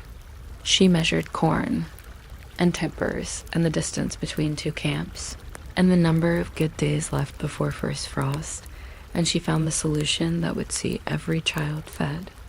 She might send the guilty pair on an errand to gather bark for the ceremonial shed, precisely far enough that they would discover certain truths without having to announce them, and precisely close enough that an aunt with excellent eyesight could check their progress. If 2 communities snarled like dogs over an old slight refreshed by a new flirtation, she would dampen the rope between them, which is to say, she would make everyone carry water together for 2 evenings. It is very hard to quarrel with someone who knows exactly how you like your tea. Outsiders arriving with notebooks tried to itemize love as if it were trade goods. They discovered that categories slip. A concubine in one culture was a legal spouse. In another, a forbidden union in one generation slowly became a traditional alliance by the 3rd winter after everyone realized the combined corn cribs were handsomer than the separate ones. What counts as public affection is a weather pattern. On a Wednesday, holding hands might be loud. On a Thursday, after a good hunt, the entire village has time to admire a well-matched pair and offer practical advice about the angle at which to balance 2 lives. Travelers wrote what travelers write. The village kept doing what villages do: mending, cooking, singing, coaxing, reminding. It is more boring and more beautiful than any diagram. Boredom, in fact, is a compliment here. It means the machinery purrs. If you're still awake, I will confess something very mild. I once tried to count how many kinds of apologies existed in these courtships. A shell bead given back meant let's discuss this after the 2nd rain. 2 beads meant let's discuss this after the 3rd rain, because the 2nd might be rushed. A carefully shaped wooden spoon said I was hungry and unwise and am now simply hungry, which is manageable. A bundle of sage twined with hair signaled I remember your name properly now. And the finest apology of all was labor. The sudden repair of someone's fence while they were away fetching water. Love prefers competent carpentry. Some nights asked for strictness. Taboos stood like tall trees. We do not put our ladder here. We do not sing that song when the river is rising. We do not stand at that bend in the path after the 2nd deer walks by. The rules were old and respected, not because the sky demanded obedience, but because the rules had long careers saving people from preventable sadness. Everyone carried at least a few rules in a small inner pocket near the heart and brought them out like talismans during complicated conversations. Those who broke them were not set on fire by lightning. They were set to work by aunties. Work is lightning's cousin, but patient. Morning after morning, the village resumed itself. The invisible bureaucracy of affection clicked back into place. Blankets were folded into their public meanings. The flutes aired themselves and lay quiet. Children practiced being enormous by carrying sticks 3 times their height. Somewhere a beloved woman looked over the camp with the quiet satisfaction of someone who has kept a canoe where it belongs without making a speech about it. Someone else prepared a tea that prevented afternoon silliness. The moon off duty sat with a shawl around its shoulders and enjoyed the sight of a world that had chosen to behave. And in the long view, which historians sometimes remember to take, all this makes a shape.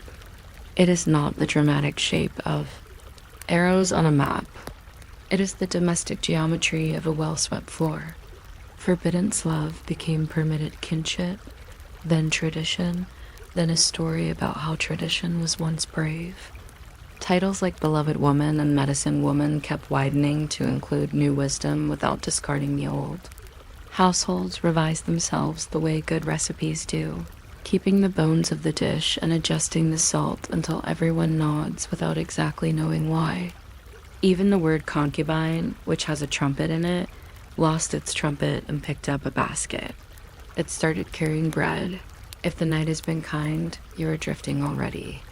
If not, consider one more detail so ordinary it might be a lullaby. There was a practice in certain places of walking slowly around the edge of a camp at the end of a dance, once clockwise, once counter, once neither, which only makes sense to those who have tried it. The steps meant thank you to the ground, and the ground, which listens, answered by being itself. Lovers followed that path at a safe distance from each other, because longing appreciates good choreography. Elders followed at a safer distance from them, because wisdom likes to act surprised when it is not. In this procession, under stars that pretended not to stare, the village rehearsed the future. It is hard to imagine a more efficient government. We could go on, and the stories do, but the coals are low, and the blanket is already telling you what it tells everyone when the world has done its accounts for the day. Sleep now. Let the codes and titles fold themselves. Somewhere in that vast museum of hush, a flute dries by the fire. A beloved woman counts to 3 and decides 2 is enough. And a story finds its correct ending, which is not an ending at all. It is the light. Walk to the doorway. It is the way the door knows how to close without hurting the air. You might not expect a romance to begin with a carefully misplaced moccasin, but in some places, a single shoe outside the correct lodge door said more than a shouted sonnet. It meant not scandal, not even haste, but the kind of shy arithmetic. 2 families perform when porridge is cooling, and everyone is pretending to be fascinated by porridge. If you're still awake by the time we get to the 7 recognized ways to fold a cording blanket diagonal, Riverbend, Eclipse, and Approved. Moonsafe, The Brave Mistake, and The Tidy Retreat feel free to subscribe. Or don't. I'll never know, and the blanket is very patient. For now, we drift into the quiet choreography of desire as it once traveled across forests and prairies, using signals small enough to pass under the notice of anyone who preferred. To keep noticing the weather, between communities, love had to be bilingual and good with luggage. A belt of wampum might carry a proposal in beads that remembered every conversation better than the participants did. A visiting dancer might step. One beat early during a festival, not because of clumsiness, but because one beat early was understood to be the polite equivalent of a wink. There were phrases you could sing without words. The way a carved spoon was presented, bowl up or bowl down. The way cornmeal traced a quiet semicircle at someone's threshold, an invitation measured in nice geometry. Lovers learn to talk. And tools. Firewood stacked in an unusually considerate way could mean you are seen. Firewood stacked in a very ordinary way could also mean that, but with helpful deniability. It is surprising how much can happen between two people who both understand the civic power of deniability. Cross-tribal unions asked permission from people who were very good at handing out permission in respectful portions.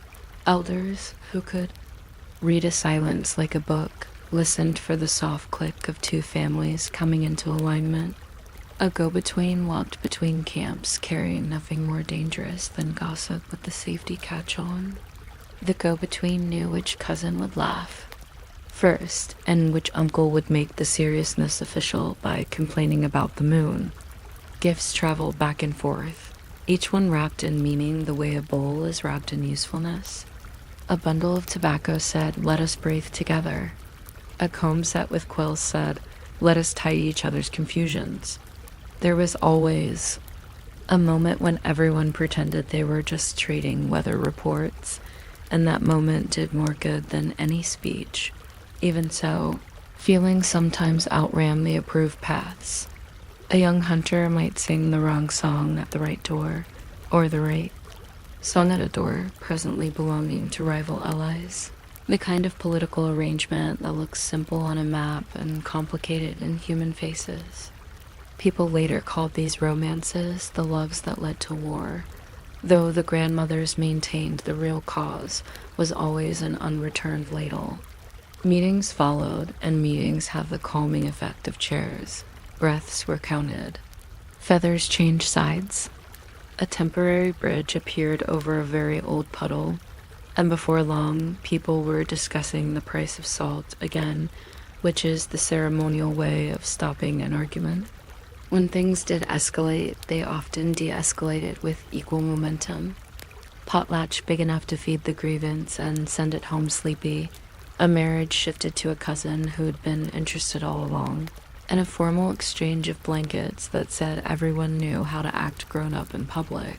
If desire threaded the needle, women who kept the village's best needles were nearby. In several towns, the title translated as beloved woman, which sounds romantic, but mostly means person whose common sense is so large it needs a title. She could speak in council, adopt captives into families, and turn a quarrel into a harvest. Plan. When the lovers were unfortunate enough to be fortunate in timing, say, confessing themselves the night before a delegation arrived. She arranged things like seeding, which is more powerful than thunder if used correctly. She redistributed. The talking. She noticed who needed the comfort of a task and who needed the dignity of being neglected. When a forbidden pair crossed a boundary, she counted to 10, then to the correct larger number, then simply reorganized the room, and the room obeyed dot nearby. Medicine women minded a pharmacy of plants in hours. They dispensed teas that made the heart beat like a sensible drum, and salves that softened the places where bracelets forget to be polite. They also dispensed timing. Speak after the first cricket, one might say, but before the second. Leave. A token at the river where the current slows to think. Wear cedar if you must be brave. Wear sage if you must be kind. Wear nothing if you must be both. People came for remedies and left with strategies, and the strategies were the kind that saved reputations as well as lungs. If a healer ever aided a secret romance, she did it with the stealth of fog and the ethics of a librarian knowledge in. Knowledge out, nothing wasted, everything returned to its shelf. Households could be broad enough to include more than 2. Adults who were fond of each other, and these arrangements were managed with the quiet genius of people who prefer to get the soup right. A chief with multiple wives did not wake every day to a trumpet. He woke to assignments. One wife might run the granary with the impatience of a sparrow and the accuracy of a scale. Another direct ceremonies with a voice so calm it could pour water, while a third organized the complicated map of kin obligations like someone untangling. Fishing line without looking. Children learned from this an unpretentious truth. Love shares chores. When power circulated, it did so like soup ladles, always clockwise, always full. Jealousies happened, but they were domesticated by work. The one quarreling with you today might be the keeper of your favorite knife tomorrow.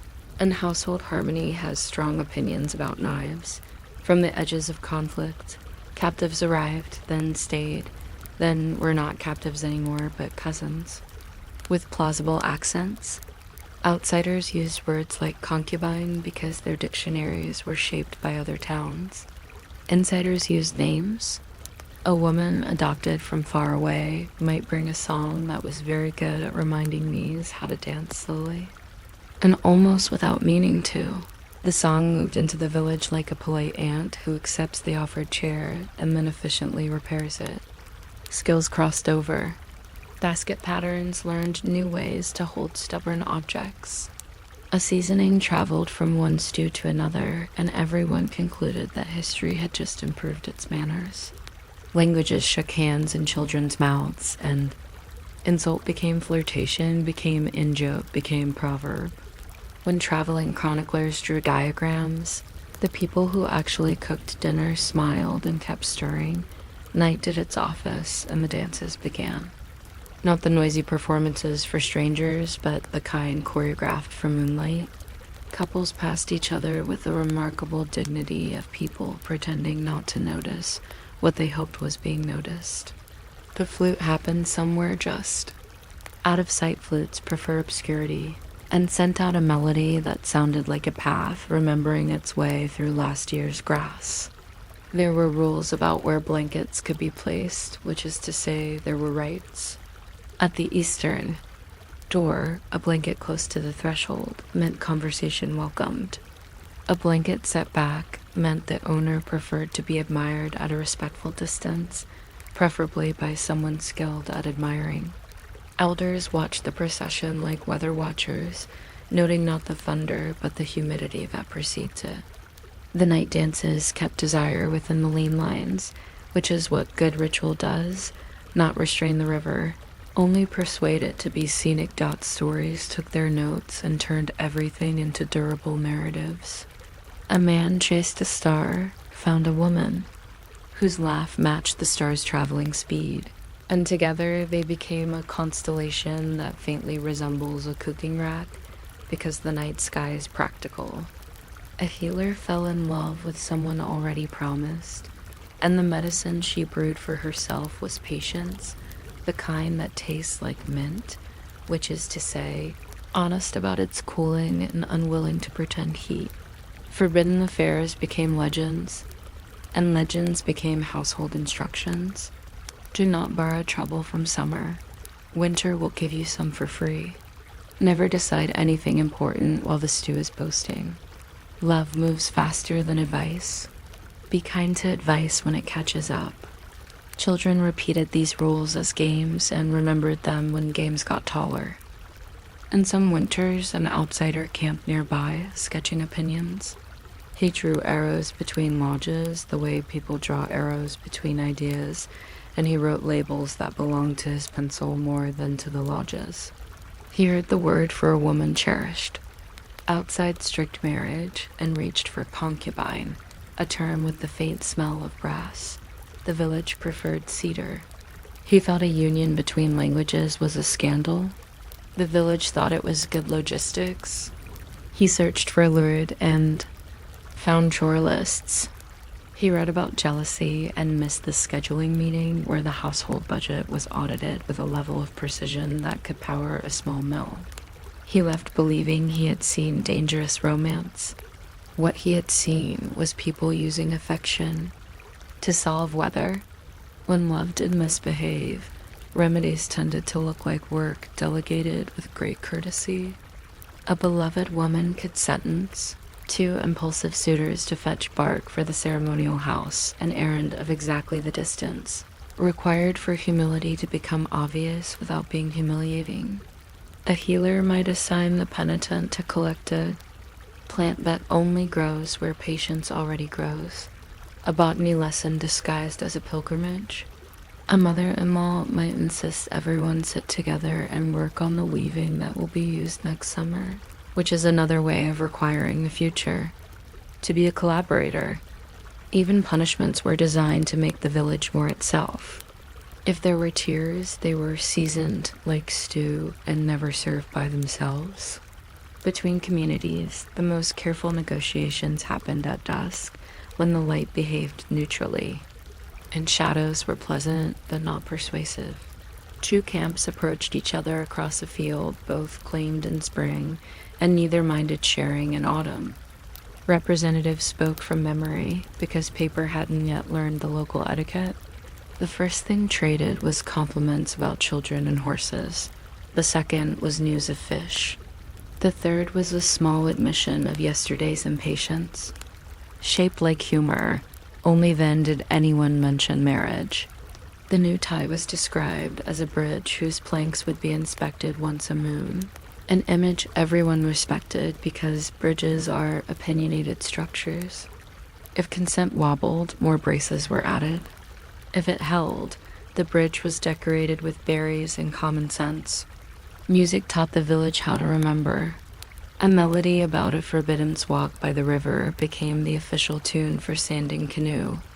Ribs, which put scandal to work in the service of useful boats.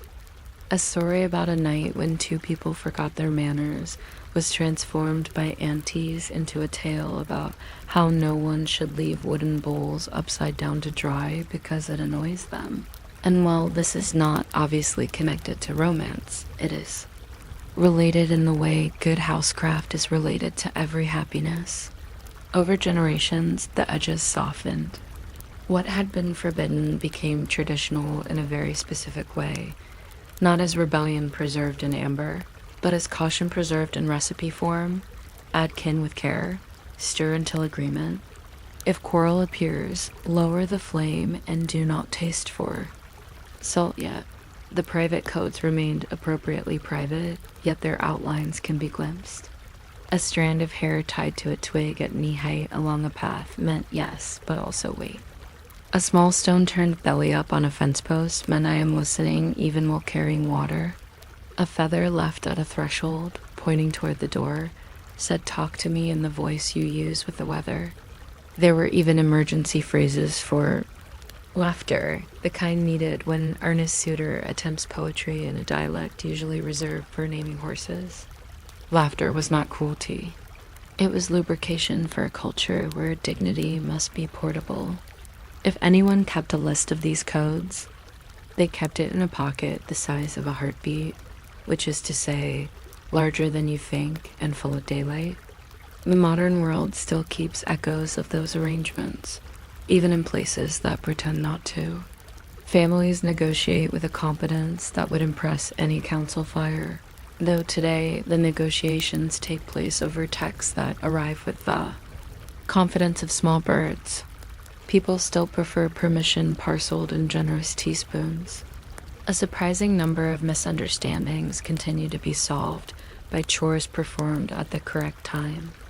And once in a while, on a porch or beside a mailbox, two people stand the careful distance apart that says the village is watching kindly. And the village might just be a set of neighbors and one dog with an opinion, but the principle holds. You can almost hear a flute refusing to be seen. If you are drifting, that is appropriate. The subject prefers it. We have passed through the hidden roots of intertribal desire, visited the rooms where beloved women keep the ledgers of peace, admired households that make power look domestic, and walked the soft perimeter of the night dances where a legend rehearses memory. The blanket by the door has changed its angle 3 times while we spoke, and each shift has meant nothing and everything, which is the natural ratio for human lives. Somewhere an old story is putting on a new coat so the children will invite it outside again. Somewhere a healer measures patience into a cup and calls it tea. Somewhere 2 families are agreeing about very small things in exactly the order that allows them to agree about very large things later. We could continue.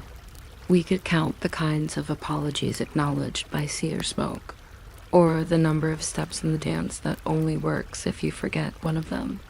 We could follow a bead along, a belt that contains the minutes of meetings no one remembers wanting to attend and everyone's glad were held. But sleep is already doing what councils wish they could do, allowing what matters to keep its shape while releasing the inventory that doesn't. Let the music of sensible people being tender carry you. The night is busy not being dramatic. The moon is signing off without actually leaving. Somewhere a moccasin sits at a threshold, placed with care, pointing exactly where 2 lives might walk at a speed anyone's grandmother would approve. You might not expect a single strand of beads to argue politely with an entire council, but that is what wampum did on long evenings when the fire had opinions. The belt said more by being quiet than most speeches did by exhausting themselves. It could carry a proposal without blushing and withdraw it without anyone losing their hat. If you're still awake by the time we get to the standard, measurements for how far apart to sit during a first conversation: 1 elbow for friendship, 2 elbows for promise, 3 for politics. Feel free to subscribe. But please don't overexert yourself. The moon is doing half the work already. Desire in the borderlands of 2 communities behave like a careful traveler, checking its footprints and adjusting them to the rhythm of local etiquette. A moccasin placed sideways beside the proper doorway could mean "I am listening," which is both simpler and braver than poetry. A visiting dancer stepped 1 beat early as a way of saying yes without saying yes. It was a small permission that could be taken back with dignity if needed. Courting blankets, folded into shapes with names gentle enough to sound like Weather River Bend. Dawn Corner, Aunt approved, rested near thresholds as if they were doing nothing at all. People pretended to admire the fire, which did not mind being admired. There was a custom of looking away at the crucial moment, so the moment could become more important in peace between tribes. Love learned additional languages. A messenger walked the path between camps, carrying nothing heavier than gossip arranged as diplomacy. He knew which uncle would sigh out loud and which grandmother would raise a palm to measure the moon, because the moon is surprisingly relevant to scheduling. Gifts went ahead of him like small ambassadors, combs with bright quills, cornmeal traced in the shape of tomorrow's plan, tobacco wrapped in careful thoughts. Everyone behaved as if they were discussing rainfall statistics. Meanwhile, 2 people compared baskets as if baskets were the only topic worth knowing by heart. The baskets, for their part, agreed to help Dot, of course. The heart sometimes jumped the fence while the law was still looking for the gate. A romance would ignore an alliance map that had taken 6 winters to draw. 2 families asked the same question at once, what now, and the answers came in altogether practical forms. There might be an exchange of feasts big enough to feed the disagreement until it fell asleep. There might be an adoption so neat that the original problem looked embarrassed to have been difficult. Occasionally, there was a scuffle and someone's future story gained a dramatic chapter it did not need. Elders preferred the solution in which everybody kept their spoons, because spoons, unlike tempers, are hard to replace. If the first scene of desire belonged to the path and the blanket, the second belonged to the women who kept both path and blanket in proper working order. In several towns, a woman held a title that translates comfortably as beloved woman, an honor with romance in the name and logistics in the job description. She spoke in council, fined quarrels for behaving in public, and adopted strangers into relatives with the authority of someone who knows where the extra bowls are. When lovers appeared at the edge of a rule, she did not scold. She rearranged reality by moving chairs, distributing tasks, and reminding the ambitious that ceremonial fires hate being rushed. She could receive a confession, return it folded, and tell it where to be carefully happy. Medicine women, too, patrolled the border between excitement and wisdom.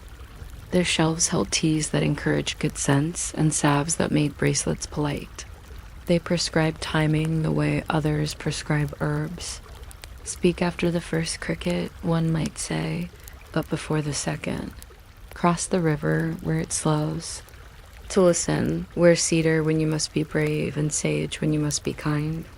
They knew which plants teach patience by taking their time to be found, and which plants insist that you wash your hands of the day before touching the leaves. When they guarded a secret affair, they did so with the professional discretion of librarians who understand that love, like a rare book, prefers clean fingers and good light. Households could include more than 2 adults who were fond of one another, and this was achieved without trumpet or catastrophe. A chieftain with multiple wives woke to assignments rather than melodrama. One wife commanded the granary with scales that never lied.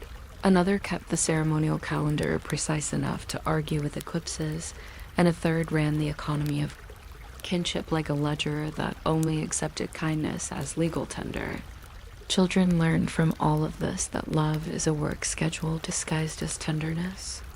Jealousy, when it visited, got handed chores until it learned better manners. Power rotated like soup ladles clockwise, full, and evenly because the soup insisted travel, trade, and conflict braided communities together, and people from far away found themselves, bit by gentle bit, becoming kin. Outsiders sometimes reached for the word concubine, a term with more brass than cedar, but households reached for personal names.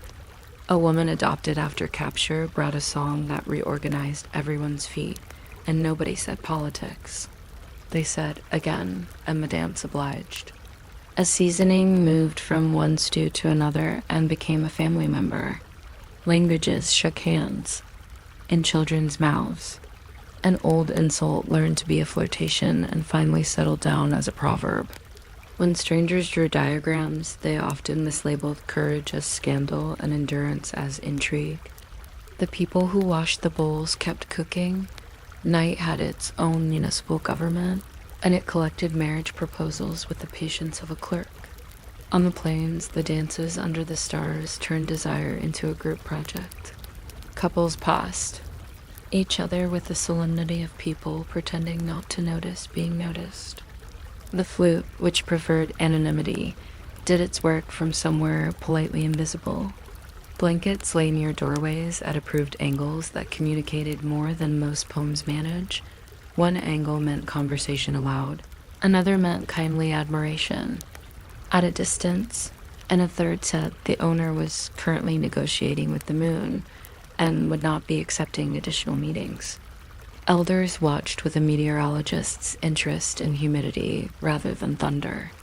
The world stayed tidy while feelings turned slowly like Mills Dot stories, meanwhile, performed housekeeping on the past. A tale about a forbidden evening by the river was repurposed into a warning about drying bowls the right way up, because bowls disliked being pressured into sulking. A woman who loved unwisely brewed patience for herself and renamed it mint tea, and everybody understood both the recipe and the metaphor. A young man who tried to sing love poetry in a dialect. Reserved for naming horses, became famous for inventing the first accepted multi-species compliment. Legends held the community's memory like baskets, letting wind pass through, but never the corn. Children learned to repeat the rules. Akin. With care, stir until agreement. Never taste for salt while angry, and do not promise anything important before breakfast. The title of beloved woman gathers centuries of competence under one pleasant word. In councils, she turned debates into well-distributed chores. She knew the cost and berries of a promise and the cost and apologies of a delay. She could forgive by assigning a task that made tomorrow cleaner than yesterday. She had the authority to adopt captives into families, thereby converting danger into cousinhood with a stroke of common sense. If someone asked her whether a certain romance was wise, she used the kind tone reserved for people who were trying to learn arithmetic during a parade and gave instructions about firewood, because firewood always tells the truth about a household medicine. Women disguise their ethics as practical advice. If 2 impulsive people needed cooling, a healer might send one to collect a plant that only grows where water thinks deeply, and the other to sing a river steady during a windy hour. By the time they returned, the emergencies had become chores, and chores are notoriously anti-dramatic. She maintained a pharmacy of hours: sunrise for comfort, afternoon for directness, twilight for remembering the difference between longing and impatience. She also organized silence: who could hold it, who should break it, and when it needed to be left alone to improve. It is surprising how much a community can repair by keeping its silences in good working order. Meanwhile, the political reality of many wives and the personal reality of many loves drew its diagrams and roofs and weavings. The lodge was a textbook with practical chapters: which corner stores winter's laughter, which doorway welcomes alliances, which mat belongs to guests who speak unusually carefully. In such houses, fairness was a muscle kept in shape by constant use. A wife in charge of rituals negotiated with weather and cousins equally. Another wife might run trade, and her success could be measured in the attentive posture of visiting merchants. Children understood the household map not as controversy, but as breakfast, which is the most convincing form of legitimacy. Outsiders who insisted on the term concubine were often measuring with the wrong ruler. Adoption could elevate a stranger faster than suspicion could slow her down. A woman who arrived as a captive might become the keeper of a certain story, and that story might become the reason a festival begins with quiet steps instead of loud ones. Textile patterns learned a foreign flourish and never looked back. A stew changed its mind about how sweet a sweet should be. Music learned an accent and then taught it back to the community. From the edge of conflict, kinship kept building new furniture and inviting people to sit. The night dances on the plains did their small astronomies with honest feet. The circle's logic said everyone will meet again in a few measures, which is an efficient way to run a society. A hand extended palm down meant admiration without expectation. A hand extended palm up meant the same thing, but on purpose. The drum made the kind of argument that convinces quietly, and the stars agreed, nodding in the complicated way stars have of nodding. Elders enforced rules that sounded like poetry and functioned like building codes. The dances kept the river scenic, never asking it not to be a river, only suggesting where the edges wanted to be.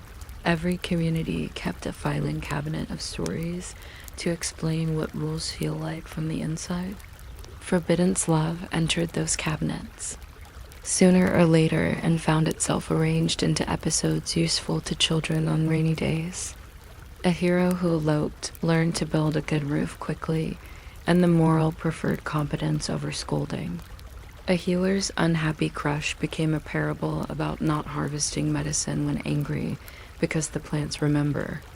A meeting between rivals, softened in the origin story of the diplomatic distance, scientifically measured at 2 1/2 respectful steps. Over time, the edges blurred into recipe form. Add patience. Stir until clear. If coral appears, lower the flame and try again at dawn. Some winters, a traveling chronicler camped nearby with a notebook that wished to be a mirror. He labeled things quickly, as if the world had somewhere urgent to be. He chose the word concubine because it fit in a margin. The village preferred names and chores. He wrote about jealousy and missed the schedule of who was bringing wood to which household on which day, which is what jealousy respects. He reported scandal, but community remembered soup. He left with a story about desire, and the people he described continued to divide the labor in ways that made sense to Wednesday. If love misbehaved loudly, remedies looked like tasks announced in gentle voices. 2 rivals might be fined one. Canoe payable in teamwork. A promise broken at dusk could be repaired at dawn by moving 10 baskets of corn and thinking about it. The beloved woman might require a couple to serve as doorkeepers during a ceremony, a position of honor that is also educational about boundaries. The medicine woman might prescribe silence measured in the number of songs it takes to dry a shirt by a patient fire. None of this was theatrical. The point was not to punish feeling, but to steer it until it agreed to help with dinner. Across generations, the wampum belts kept minutes better than anyone else. A new bead here, a changed color there, and an entire decade of arguments and reconciliations learned to sit still. The belts did not gossip. They archived. People consulted them the way one consults a kitchen drawer where useful things eventually migrate string. A knife that understands tomatoes, the memory of how we did it last time when it worked. A young couple might touch the belt and feel the relief that comes from joining a long, competent conversation. Even Forbidden's love calmed down under that steadying weight, like a blanket that has finally decided which side is the inside. Modern life keeps small echoes of all this, even in places that insist they are new. A family group text turns into a council fire with emojis. A grandmother, not called beloved woman, but understood as such, rearranges chairs and topics from the edge of the room and saves 3 relationships before dessert. A potluck functions as a treaty. On porches, people still stand the approved distance apart that says the village is watching kindly. Someone's dog patrols the perimeter as if it were keeping the drummers punctual. When a story threatens to become too dramatic, a relative hands the narrator a basket of laundry, which is the most ancient form of editing. If you are drifting, that is not a malfunction. The subject prefers a listener who trusts it to proceed without cliffhangers. We have walked the path between camps where wampum whispers in beads, sat in rooms where the beloved woman arranges tomorrow like furniture, watched polygamous households, transform power into chores, and listened to night dances turn desire into predictable geometry. We have seen outsiders label what families name, watched medicine women measure the hour the way others measure herbs, and followed Forbidden's love as it politely turned into legend, then proverb, then recipe. We could continue. We could count. The gesture is approved for greeting a lover when your hands are full of fish. We could inventory the ways a blanket can mean yes, or yes later, or yes if the weather cooperates. We could follow a star quilt while it explains to the sky that it is both memory and warmth. But the river of stories is already doing what rivers do after dark, flowing without asking for applause. Let it carry you. Somewhere a flute is being responsibly mysterious. Somewhere 2 families have agreed, after great consideration, to exchange very small gifts at an hour when the moon promises not to stir. Somewhere a strand of beads is telling the truth in such gentle detail that everyone, including the truth, feels safe enough to sleep.